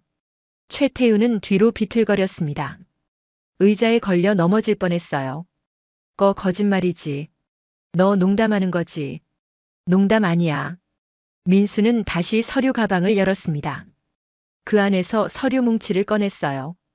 그리고 태훈아, 나는 한 달 전부터 내 회사를 조사하고 있었어. 대한방산 말이야. 최태훈의 다리가 후들거렸습니다. 그는 의자를 잡고 겨우 서 있었어요. 무슨 소리야? 불량 부품 군납, 검사 기록 조작, 군 고위층 뇌물. 다 알고 있어. 민수는 서류를 펼쳐 보였습니다. 거기에는 고장 현황, 정비병 증언, 거래 내역이 빼곡히 적혀 있었어요. 아니야. 그건 오해야. 오해가 아니야. 증거가 다 있어. 그리고 오늘 밤 내가 한 말들 인맥으로 군납받았다는 것, 알 사람은 알아서 한다는 것, 골프 치고 밥 사며 잘 봐달라고 했다는 것. 다 들었어. 최태훈은 뒤로 물러섰습니다. 얼굴이 완전히 하얗게 질렸어요. 민수는 명함을 집어 최태윤에게 건넸습니다. 다음 주에 우리 사무실로 연락해. 방위사업청 감사 준비하는데 협조가 필요할 것 같아. 아니면 내가 직접 자수하는 것도 방법이지. 최태윤은 명함을 받지 못했습니다. 손이 떨려서 잡을 수가 없었어요. 명함이 바닥에 떨어졌죠. 연 회장은 죽음 같은 침묵에 휩싸였습니다. 누구도 말하지 않았어요. 민수는 소주에 젖은 정장을 털며 서류 가방을 들었습니다. 나는 이만 가볼게. 다들 오래간만에 만났으니 즐거운 시간 보내. 그는 연 회장 문을 향해 걸어갔습니다. 뒤돌아보지 않았어요. 최태윤은 그 자리에 주저앉았습니다. 얼굴을 손으로 감싸며 떨고 있었죠. 42년 만의 역전이었습니다. 강민수는 프라자 호텔을 나서며 차가운 밤 공기를 들이마셨습니다. 10월 말 가을밤이었어요. 소주에 젖은 정장이 바람에 차갑게 느껴졌지만 민수는 신경 쓰지 않았습니다. 오히려 그 차가움이 정신을 맑게 해주는 것 같았죠. 주차장으로 걸어가며 민수는 휴대전화를 꺼냈습니다. 윤상철 소령에게 전화를 걸었어요. 몇 번의 신호음 후 굵은 목소리가 들렸습니다. 여단장님 어떻게 되셨습니까? 예상대로야. 최태윤 완전히 무너졌어. 민수는 차분하게 말했습니다. 목소리에는 승리의 기쁨 같은 건 없었어요. 그저 임무를 완수한 군인의 담담함만 있었죠. 오늘 밤 그가 한 말들 다 기억하고 있어. 인맥으로 군납받았다는 것, 골프 치고 밥 사며 알아서 처리한다는 것. 모두 증언으로 쓸 수 있을 거야. 녹음은 하셨습니까? 아니, 그럴 필요 없었어. 증인이 20명이나 있으니까. 동창들이 모두 들었어. 윤상철은 감탄하는 듯한 한숨을 내쉬었습니다. 역시 여단장님이십니다. 상철아, 이제부터가 중요해. 내일부터 움직이자. 방위사업청 감사부에 정식 제보할 거야. 알겠습니다. 필요한 자료 모두 준비하겠습니다. 그리고 군 내부 협조자 명단도 확보해봐. 최태윤이 뇌물 준 사람들 말이야. 네, 이미 추적 중입니다. 며칠 내로 확보하겠습니다. 민수는 차에 시동을 걸었습니다. 하지만 바로 출발하지 않았어요. 잠시 생각에 잠겼죠. 최태윤의 새하얗게 질린 얼굴이 떠올랐습니다. 주저앉으며 떨던 모습도요. 42년 만의 역전이었어요. 하지만 민수는 기쁘지 않았습니다. 오히려 씁쓸했죠. 한 사람의 인생이 무너지는 걸 보는 건 결코 유쾌한 일이 아니었으니까요. 설령 그게 정의를 위한 것이라 해도 말이에요. 민수는 고개를 저으며 차를 출발시켰습니다. 감상에 젖을 때가 아니었어요. 아직 할 일이 많이 남아 있었으니까요. 그 시각 프라자 호텔 3층 연회장에서는 최태윤이 의자에 주저앉아 있었습니다. 얼굴은 새하얗고 손은 떨리고 있었어요. 입술에서는 중얼거림이 흘러나왔죠. 어떻게 이럴 수가. 정우식이 조심스럽게 다가왔습니다. 태윤아, 괜찮아. 괜찮긴 뭐가 괜찮아. 다 끝났어. 다 끝났다고. 최태윤은 머리를 감싸쥐었어요. 577 특임단 여단장이라니. 준장이라니. 그가 그렇게 대단한 사람이었어. 왜 몰랐지? 왜 아무 말도 안 했어? 한승재가 말했습니다. 내가 먼저 물어봤어야지. 작은 보안업체라고 했을 때 거기서 끝냈잖아. 김성민이 천천히 다가왔습니다. 그의 눈에는 복잡한 감정이 어려 있었어요. 태윤아, 이제라도 바로잡을 수 있어. 자수하는 게 어때? 자수. 최태윤은 비웃음을 지었습니다. 자수하면 뭐가 달라져? 어차피 끝났어. 회사도 재산도 다 잃을 거야. 하지만 그게 옳은 일이야. 너는 잘못했어. 불량품을 군대에 팔았잖아. 그게 얼마나 위험한 일인지 알아. 성민의 목소리는 떨리고 있었습니다. 최태윤은 대답하지 않았어요. 그저 고개만 떨구고 있었죠. 이준호가 한숨을 쉬며 말했습니다. 우리는 이만 가볼게. 태윤아, 내일은 내가 책임져야 해. 동창들이 하나둘 자리를 떴습니다. 최태윤은 혼자 남겨졌어요. 연회장을 나선 성민과 준호는 복도에서 멈춰 섰습니다. 준호가 먼저 입을 열었어요. 민수 정말 대단하더라. 577 특임단 여단장이었다니. 응. 그 사람 진짜 강한 사람이야. 성민이 고개를 끄덕였습니다. 42년 전에는 우리처럼 당하기만 했는데 말이야. 군인이 돼서 그렇게 높이 올라갔어. 그것도 자기 힘으로. 두 사람은 잠시 침묵했습니다. 그리고 준호가 조용히 말했죠. 우리도 민수처럼 강했어야 했는데. 아니야. 성민이 고개를 저었습니다. 우리는 우리대로 열심히 살았어. 민수는 민수대로 살았고. 중요한 건 결국 정의가 이겼다는 거야.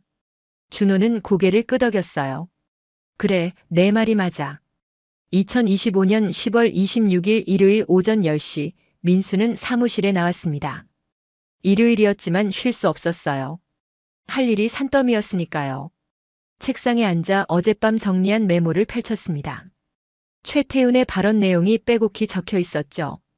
인맥으로 계약 단행, 골프와 접대로 관계 유지, 검사는 알아서 통과, 군 예산이 크다는 발언. 모두 뇌물과 청탁을 암시하는 내용들이었어요. 민수는 컴퓨터를 켜서 보고서 작성을 시작했습니다. 방위사업청에 제출할 정식 제보서였죠. 불량 부품 납품 의혹, 검사 기록 조작 정황, 군 고위층 뇌물 공여 의혹, 내부 정보 유출 가능성. 모든 내용을 체계적으로 정리했어요. 오후 2시쯤 윤상철에게서 전화가 왔습니다. 여단장님, 추가 정보 확보했습니다. 뭘 찾았나? 최태훈이 지난 2년간 만난 군 인사명단입니다. 장성급 5명, 영관급 12명입니다. 모두 방산 관련 보직이었어요. 좋아. 그 자료 스캔해서 보내주게. 그리고 접대비 지출 내역도 확보할 수 있겠나? 이미 확보했습니다. 대한방산 회계장부를 내부 제보자가 입수했어요. 접대비 명목으로 1년에 5억 원이 지출됐습니다. 민수는 눈을 감았습니다. 5억 원. 그 돈이면 제대로 된 부품을 얼마나 많이 만들 수 있었을까요? 하지만 최태훈은 그 돈을 뇌물로 썼던 거예요. 상철아, 내일 오전에 방위사업청 감사부에 같이 가자. 정식으로 제보할 거야. 알겠습니다. 준비하겠습니다. 그리고 검찰에도 고발장을 제출할 거야. 업무상 배임, 사기, 뇌물 공여 혐의로. 네, 그게 맞습니다. 민수는 전화를 끊고 다시 보고서 작성에 몰두했습니다. 오후 내내 키보드를 두드렸어요. 해가 지고 어둠이 내렸지만 민수는 멈추지 않았습니다. 밤 9시가 되어서야 보고서가 완성됐어요. 총 30페이지, 증거자료 첨부 80페이지. 완벽했습니다. 민수는 파일을 저장하고 프린트를 시작했습니다. 그 시각 최태훈은 집에서 술을 마시고 있었습니다. 소주병이 벌써 3개나 비어 있었어요. 하지만 취하지 않았습니다. 정신은 또렷했죠. 오히려 너무 또렷해서 괴로웠어요. 강민수의 차가운 눈빛이 계속 떠올랐습니다. 명함에 적힌 글씨도요. 전 육군 577 특임단 여단장, 예비역 육군 준장. 어떻게 그럴 수가 있지? 그 약했던 놈이. 최태훈은 소주잔을 집어던졌습니다. 쨍그랑 소리를 내며 벽에 부딪혀 깨졌어요. 아내가 놀라 방에서 나왔습니다. 여보, 무슨 일이에요? 나가.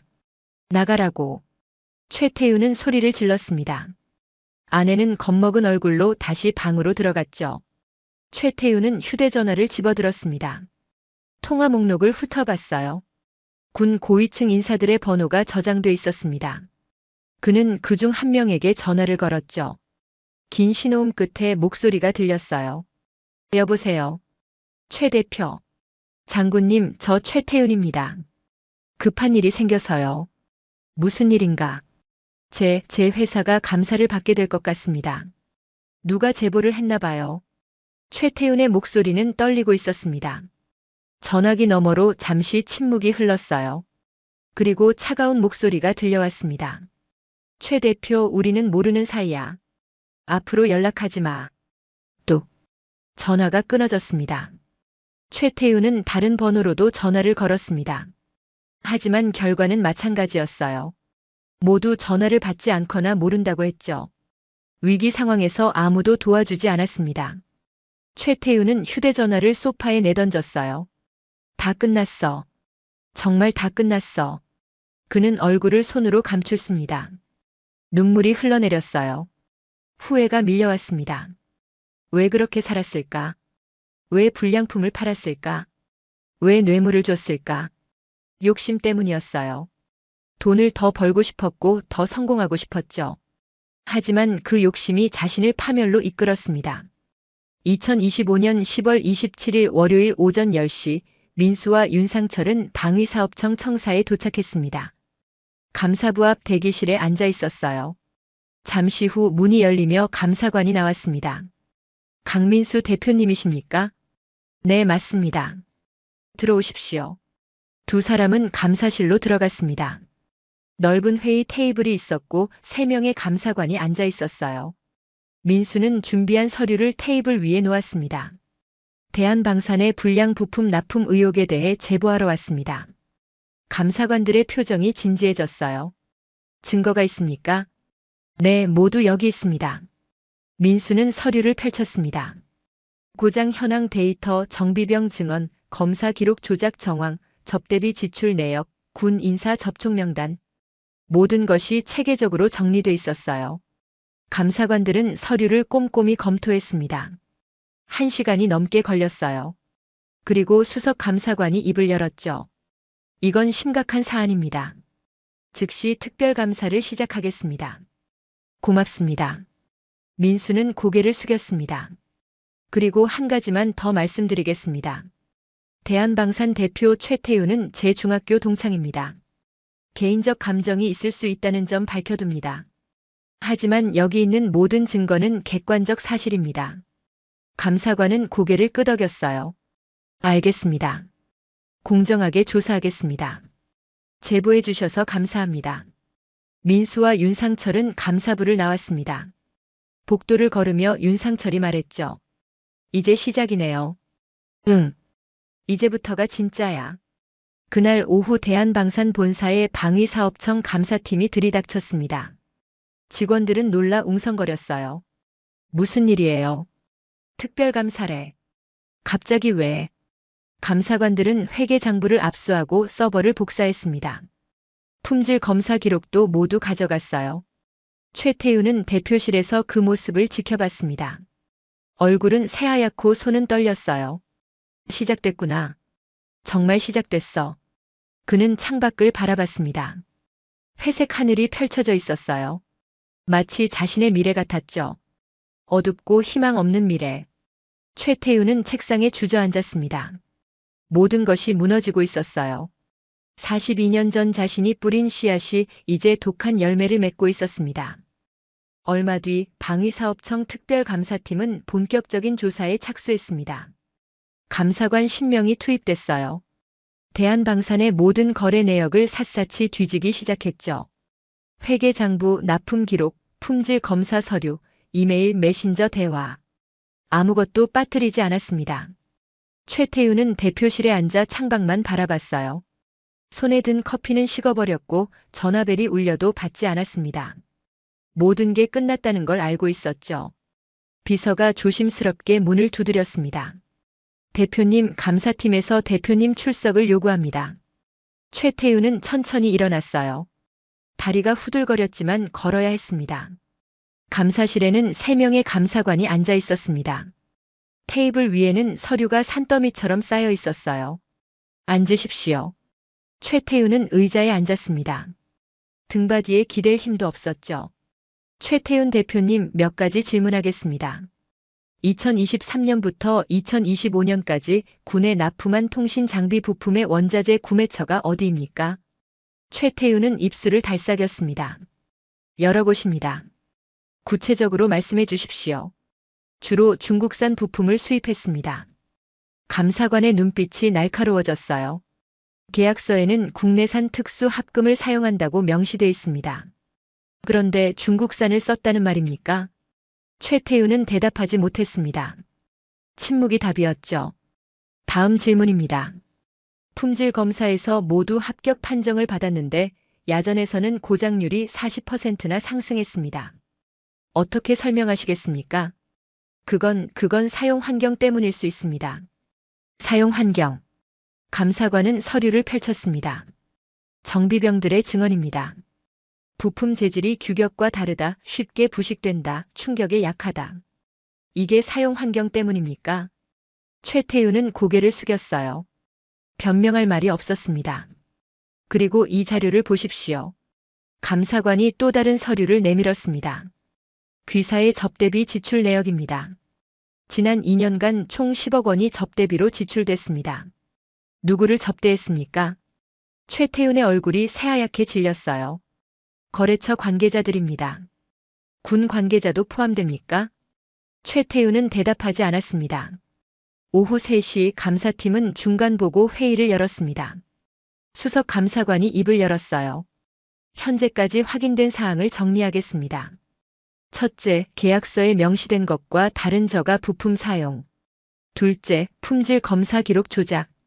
셋째, 군 관계자 접대 및 뇌물 공여 정황. 이 정도면 형사 고발 수준입니다. 다른 감사관이 고개를 끄덕였습니다. 군검찰에 통보해야 합니다. 그리고 회사의 군납 자격을 즉시 정지시켜야 합니다. 동의합니다. 이건 단순한 비리가 아닙니다. 국가 안보를 위협한 범죄입니다. 회의가 끝나고 감사팀은 즉시 군검찰에 통보했습니다. 동시에 방위사업청장에게 보고서를 올렸어요. 내용은 명확했습니다. 대한방산의 군납 자격 영구 박탈 건에 2025년 10월 30일 금요일 군검찰이 움직였습니다. 검사 2명과 수사관 5명이 대한방산에 들이닥쳤어요. 압수수색 영장을 들고 왔습니다. 최태윤 대표를 찾습니다. 직원이 대표실로 안내했습니다. 문을 열자 최태윤이 책상에 앉아 있었어요. 지난 사흘간 거의 잠을 자지 못한 얼굴이었죠. 최태윤 대표입니까? 네. 군검찰 특별수사부입니다. 업무상 배임, 사기, 뇌물 공여 혐의로 압수수색을 집행하겠습니다. 검사가 영장을 내밀었습니다. 최태윤은 영장을 보지도 않았어요. 그저 고개만 끄덕였죠. 수사관들이 대표실을 뒤지기 시작했습니다. 서류, 컴퓨터, 휴대전화 모든 것을 압수했어요. 최태윤 대표 동행해 주시겠습니까? 참고인 조사가 필요합니다. 최태윤은 천천히 일어났습니다. 외투를 걸쳤어요. 복도를 걸어나가는 그의 모습을 직원들이 지켜봤습니다. 누구도 말을 걸지 않았어요. 모두 고개를 숙이고 있었죠. 승용차에 태워져 군검찰청으로 향했습니다. 서울 용산구에 있는 청사였어요. 조사실로 안내됐습니다. 차갑고 딱딱한 의자에 앉았죠. 검사가 앞에 앉았습니다. 최태윤 대표 귀하에게는 진술 거부권이 있습니다. 하지만 성실히 답변해 주시기 바랍니다. 네. 2023년부터 군에 납품한 통신 장비 부품의 원자재는 무엇입니까? 중국산 범용 합금입니다. 계약서에는 국내산 특수 합금으로 명시돼 있는데 왜 중국산을 사용했습니까? 원가를 줄이기 위해서입니다. 그럼 계약 위반을 알고 있었습니까? 네, 알고 있었습니다. 검사는 메모를 했어요. 품질 검사는 어떻게 통과했습니까? 최태윤은 잠시 망설였습니다. 하지만 이제 숨길 이유가 없었어요. 검사 담당자에게 금품을 제공했습니다. 얼마를 제공했습니까? 1년에 약 5천만 원입니다. 3년간 총 1억 5천만 원 정도입니다. 누구에게 제공했습니까? 최태윤은 이름을 댔습니다. 육군 대령 1명, 소령 2명, 민간 검사관 1명. 모두 4명이었어요. 검사의 표정이 더욱 굳어졌습니다. 그 외에 군 관계자에게 제공한 금품이 더 있습니까? 최태윤은 고개를 끄덕였어요. 계약 체결을 도와준 사람들에게 리베이트를 줬습니다. 얼마입니까? 계약 금액의 10%입니다. 3년간 총 60억 원 정도입니다. 조사실이 조용해졌습니다. 60억 원. 엄청난 액수였어요. 누구에게 줬습니까? 최태윤은 또다시 이름을 댔습니다. 장성급 2명, 영관급 5명. 검사는 빠르게 메모했습니다. 이건 단순한 비리가 아니었어요. 조직적인 군 비리 사건이었죠. 이 사실을 알면서도 불량 부품을 계속 납품했습니까? 네. 왜 그랬습니까? 돈 때문입니다. 이익을 극대화하고 싶었습니다. 야전 부대에서 고장이 발생한다는 보고를 들었습니까? 들었습니다. 그런데도 계속했습니까? 네. 최태훈의 목소리는 점점 작아졌습니다. 부끄러움과 후회가 밀려왔어요. 국가 안보를 위협할 수 있다는 생각은 안 했습니까? 생각했습니다. 하지만 멈출 수가 없었습니다. 검사는 펜을 내려놓았습니다. 충분합니다. 조서를 작성하겠습니다. 서명해 주십시오. 조서가 프린트됐고 최태훈은 떨리는 손으로 서명했습니다. 자백이었어요. 모든 것을 인정한 자백이었죠. 2025년 11월 2일 월요일 오전 10시 서울중앙지방법원 영장 전담 재판부. 군검찰은 최태훈에 대한 구속영장을 청구했습니다. 혐의는 업무상 배임, 사기, 뇌물공여, 국가안보위해였어요. 판사는 서류를 검토했습니다. 증거가 명확했어요. 자백조서, 회계장부, 녹취록, 증인 진술. 모든 게 갖춰져 있었죠. 도주 우려는 있습니까? 검사가 답했습니다. 재산이 상당하고 해외 도피 가능성이 있습니다. 증거인멸 우려도 큽니다. 판사는 고개를 끄덕였어요. 영장을 발부하겠습니다. 도장이 찍혔습니다. 구속영장이 발부된 순간이었어요. 오후 2시 최태훈의 집에 수사관들이 들이닥쳤습니다. 초인종을 눌렀어요. 최태훈이 문을 열었습니다. 머리는 헝클어져 있었고 수염도 자라 있었어요. 사흘간 제대로 씻지도 못한 모습이었죠. 최태훈 씨 구속영장이 발부됐습니다. 동행하겠습니다. 최태훈은 아무 말도 하지 않았습니다. 그저 외투를 걸쳤어요. 아내가 울면서 매달렸습니다. 여보, 어떡해? 어떡하면 좋아? 괜찮아. 내가 잘못했어. 최태훈은 아내의 손을 뿌리치고 수사관들을 따라 나갔습니다. 승용차에 태워졌고 서울구치소로 향했어요. 차창 밖으로 서울거리가 지나갔습니다. 햇살이 눈부셨어요. 하지만 최태훈에게는 닿지 않는 햇살이었죠. 서울구치소 정문을 통과했습니다. 철문이 쾅 하고 닫히는 소리가 울렸어요. 최태훈은 수감 절차를 밟았습니다. 사복을 벗고 수의를 입었어요. 지문을 찍고 사진을 찍었죠. 그리고 독방으로 안내됐습니다. 4평도 안 되는 좁은 방이었어요. 침대와 책상, 변기가 전부였습니다. 철문이 닫혔습니다. 쾅! 그 소리와 함께 최태훈의 모든 것이 끝났어요. 회사, 재산, 명예, 자유. 모든 게 사라졌습니다. 최태훈은 침대에 주저앉았습니다. 얼굴을 손으로 감싸 쥐었어요. 눈물이 흘러내렸습니다. 왜 그렇게 살았을까? 왜 욕심을 부렸을까? 후회가 밀려왔지만 이미 늦었습니다. 그날 저녁 뉴스는 이 사건으로 도배됐습니다. 방산업체 대한방산 대표 구속 60억 원대. 뇌물 공여, 불량 부품으로 국가 안보 위협, 군 장성급 인사 연루 가능성. TV 화면에는 최태훈이 구치소로 호송되는 모습이 비쳤습니다. 고개를 숙이고 얼굴을 가린 채 걸어가는 모습이었어요. 한때 당당했던 그 모습은 어디에도 없었죠. 민수는 사무실에서 뉴스를 보고 있었습니다. 윤상철이 옆에 앉아 있었어요. 여단장님, 해냈습니다. 민수는 고개를 끄덕였습니다. 하지만 표정은 밝지 않았어요. 상철아, 이건 승리가 아니야. 그럼 뭡니까? 정의의 실현이지. 하지만 기쁜 일은 아니야. 한 사람의 인생이 무너지는 걸 보는 건 결코 유쾌하지 않으니까. 윤상철은 민수를 바라봤습니다. 여단장님은 정말 대단하십니다. 복수가 아니라 정의를 선택하셨으니까요. 민수는 창밖을 바라봤어요. 11월 초입의 하늘이 맑았습니다. 복수였다면 이렇게 씁쓸하지 않았을 거야. 하지만 이건 정의였어. 그래서 더 무거운 거지. 두 사람은 한동안 침묵했습니다. 뉴스에서는 계속 사건을 보도하고 있었어요. 방위사업청, 대한방산 군납 자격 영구 박탈, 관련 군 인사 전원 보직 해임, 검찰, 뇌물수수 혐의 군 인사 수사 착수. 민수는 TV를 껐습니다. 더 이상 보고 싶지 않았어요.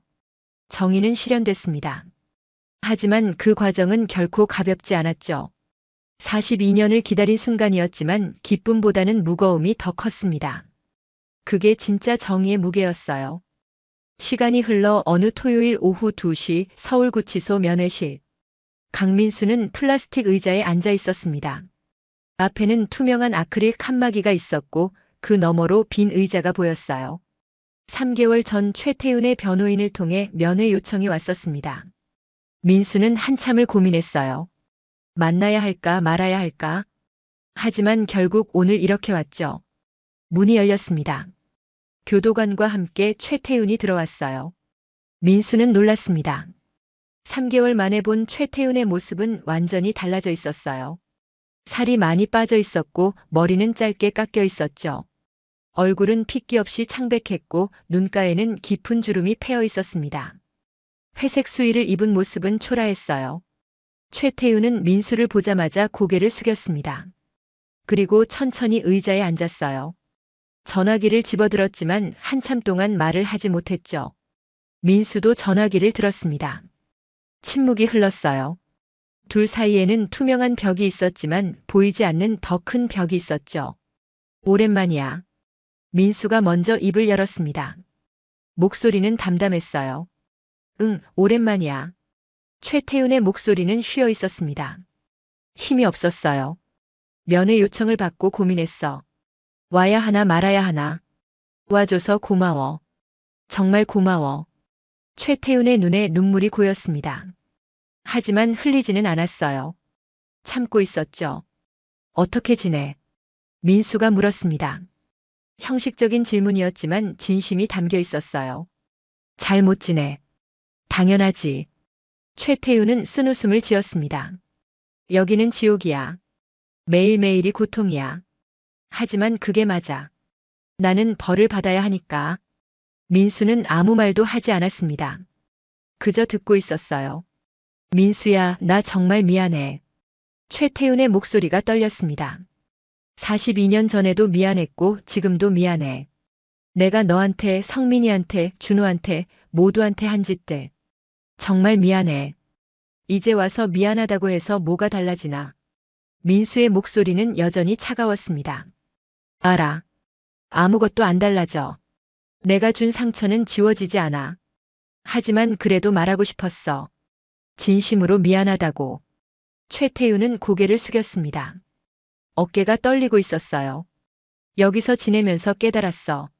내가 얼마나 나쁜 놈이었는지, 얼마나 약한 사람이었는지. 그는 천천히 말을 이었습니다. 중학교 때 남들을 괴롭힌 건 내가 열등감이 많았기 때문이야. 집이 가난했고 공부도 못했고 친구들이 나를 무시할까봐 두려웠어. 그래서 먼저 때린 거야. 먼저 괴롭힌 거지. 민수는 조용히 들었습니다. 최태윤의 고백을 들으며 복잡한 감정이 교차했어요. 어른이 돼서도 마찬가지였어. 회사 경영하면서도 늘 불안했어. 실패할까봐 망할까봐. 그래서 불량품을 팔았어. 뇌물을 줬어. 돈만 있으면 안전할 거라고 생각했지. 하지만 결국 다 무너졌잖아. 그래, 다 무너졌어. 최태윤은 고개를 끄덕였습니다. 회사도 재산도 명예도 다 잃었어. 아내도 이혼 서류 보내왔어. 딸도 나를 아버지라고 안 불러. 그리고 이제 알았어. 진짜 가치가 뭔지. 뭔데? 사람이야. 사람을 존중하는 거. 법을 지키는 거. 떳떳하게 사는 거. 최태윤은 민수를 똑바로 바라봤습니다. 너는 그걸 알고 살았어. 어려웠던 중학교 시절에도 군인이 되어서도. 너는 늘 옳은 길을 걸었어. 나는 틀린 길만 걸었고. 민수는 가슴이 먹먹해졌습니다. 42년을 기다린 말이었어요. 최태윤의 진심 어린 사과였죠. 태윤아. 민수가 입을 열었습니다. 나는 너를 미워했어. 42년 동안 미워했어.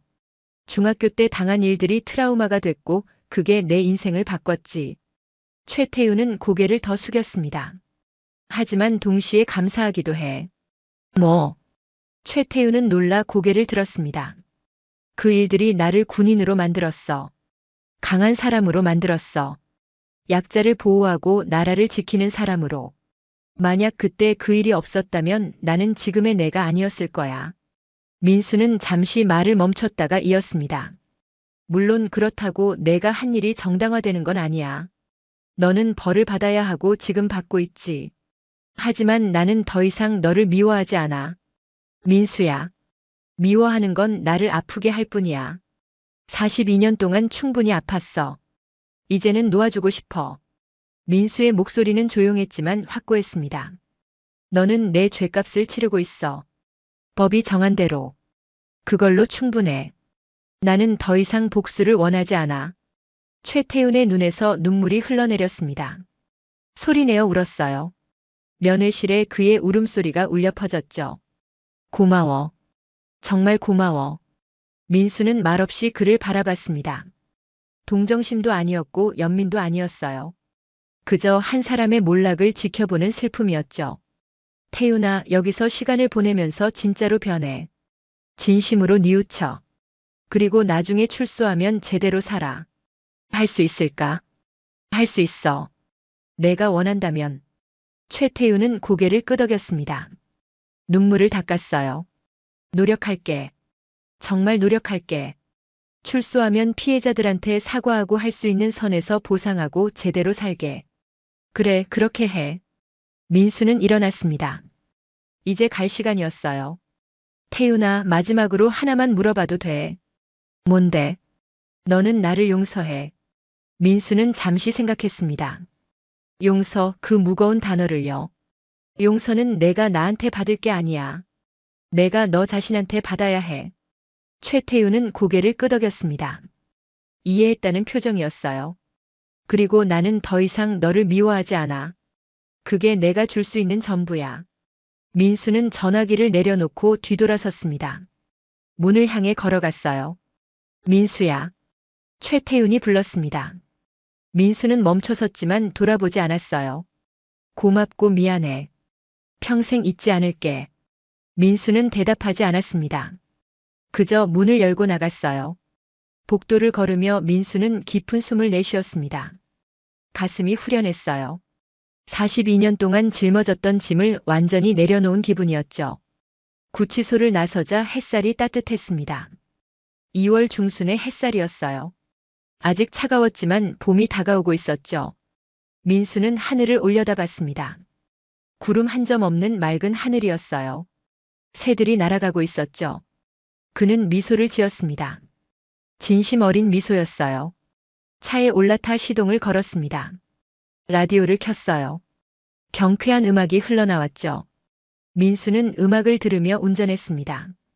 창밖으로는 서울 거리가 펼쳐졌어요. 사람들이 웃으며 걷고 있었고 아이들이 뛰어놀고 있었죠. 평화로운 풍경이었습니다. 민수는 이 평화를 지키는 데 일조했어요. 42년을 기다려 정의를 실현했죠. 집에 도착해서 현관문을 열었습니다. 아내가 마중 나왔어요. 어떻게 됐어요? 다 끝났어. 민수는 미소를 지으며 대답했습니다. 정말 다 끝났어. 아내는 남편의 얼굴을 보며 알았습니다. 뭔가 달라졌다는 걸요. 한결 가벼워 보였죠. 수고했어요, 여보. 고마워. 민수는 아내를 껴안았습니다. 따뜻한 포옹이었어요. 그날 밤 민수는 서재에 앉았습니다. 책상 서랍을 열어 오래된 사진을 꺼냈어요. 1985년 졸업 사진이었죠. 까까머리를 한 소년들이 운동장에 줄지어 서 있었습니다. 뒷줄 구석, 불안한 눈빛의 작은 소년. 자신이었어요. 민수는 사진을 쓰다듬었습니다. 이제 괜찮아. 더 이상 두렵지 않아. 그는 사진을 다시 서랍에 넣었습니다.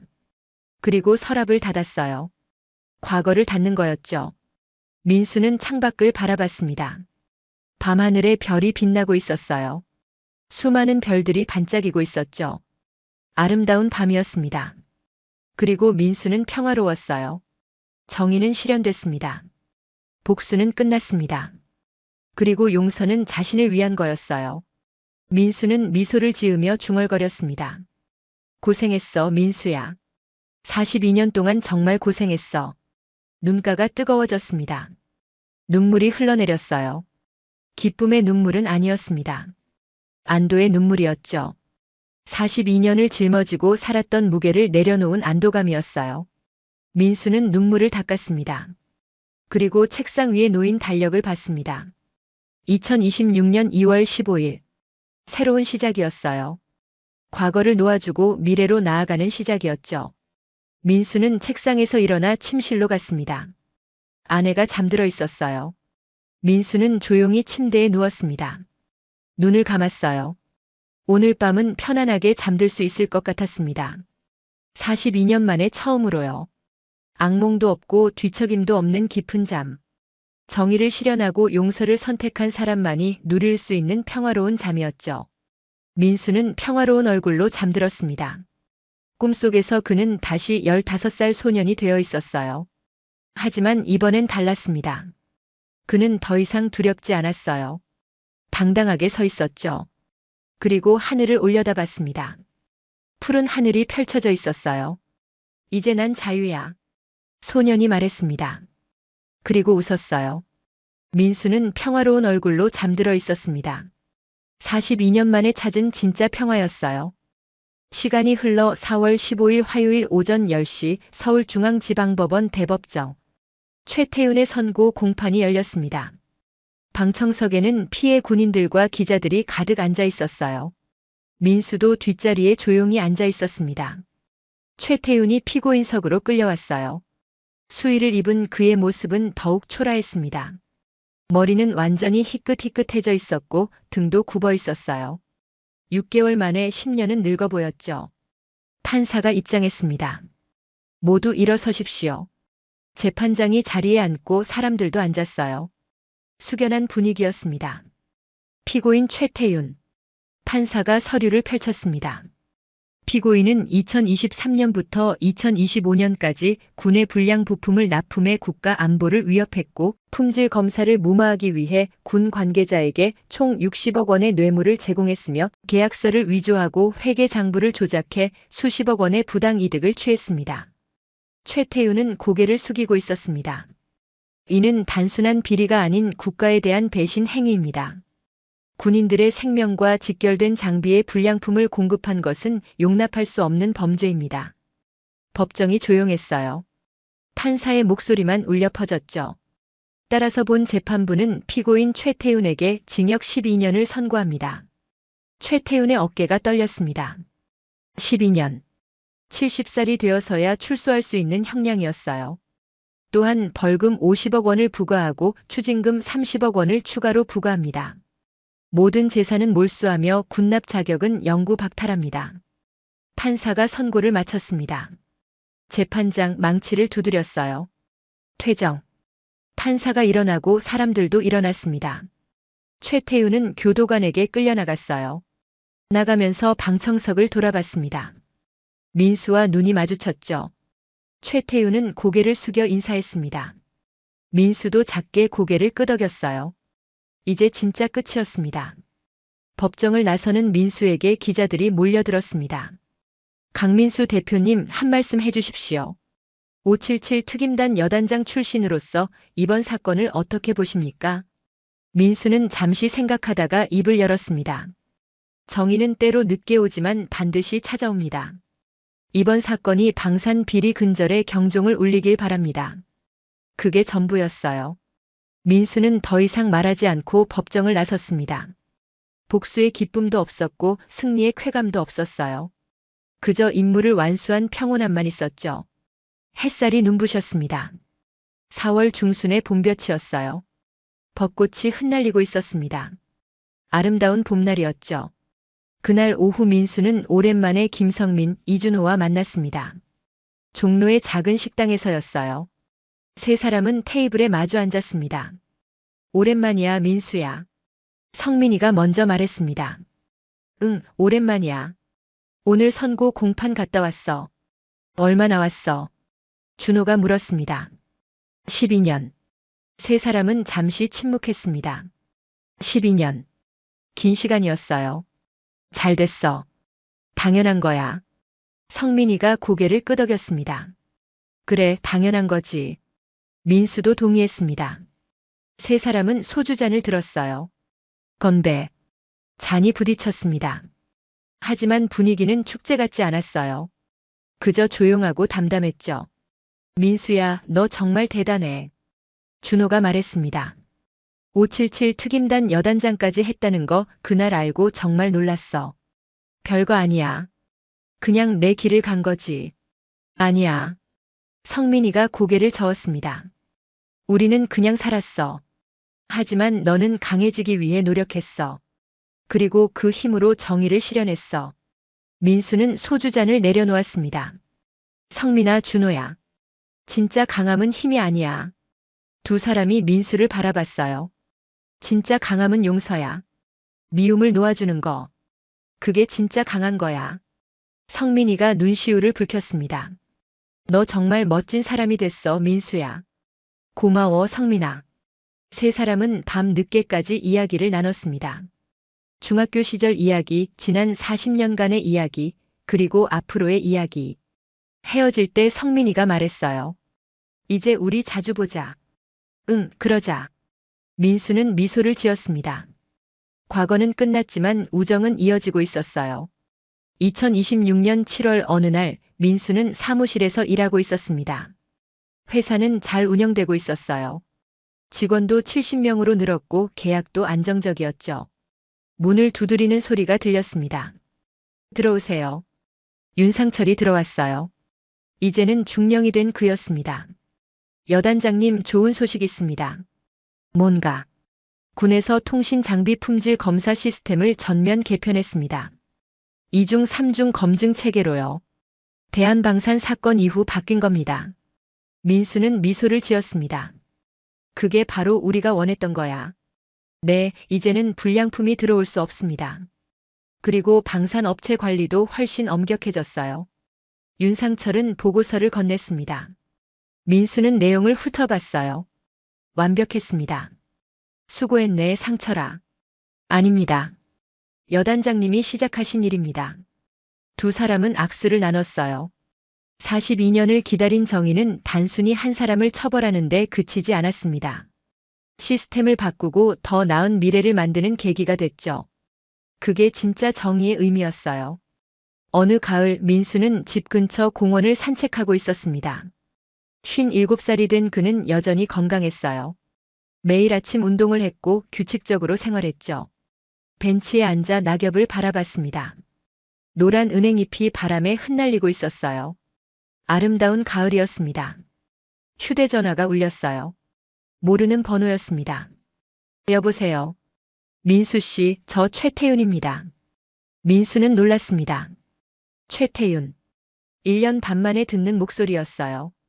출소했나? 아니요, 아직 복역 중입니다. 다만 편지를 쓰고 싶어서 연락처를 여쭤보려고요. 괜찮으시다면요. 민수는 잠시 생각했습니다. 괜찮아. 주소 알려줄게. 민수는 주소를 알려줬습니다. 고맙습니다. 그리고 민수 씨. 응. 정말 고맙습니다. 전화가 끊어졌어요. 일주일 후 편지가 왔습니다. 구치소 소인이 찍힌 봉투였어요. 민수는 편지를 펼쳤습니다. 삐뚤빼뚤한 글씨로 가득 차 있었죠. 민수에게. 잘 지내고 있습니다. 여기서 매일 반성하며 살고 있습니다. 도서관에서 책도 읽고 교도소 프로그램에도 참여하고 있습니다. 출소하면 제대로 살겠다고 다짐합니다. 내가 보여준 용서가 나를 변화시켰습니다. 고맙습니다. 최태윤. 민수는 편지를 접었습니다. 답장을 쓸까 고민했지만 쓰지 않았어요. 이미 할 말은 다 했으니까요. 다만 편지는 버리지 않았습니다. 서랍에 넣어뒀죠. 언젠가 최태윤이 출소해서 새로운 삶을 살기를 바라며요. 그 후 민수는 신월중학교를 다시 찾았습니다. 43년 만이었어요. 학교는 많이 변해 있었습니다. 새 건물이 들어섰고 운동장도 넓어졌죠. 하지만 교문은 그대로였습니다. 민수는 교문 앞에 서서 학교를 바라봤어요.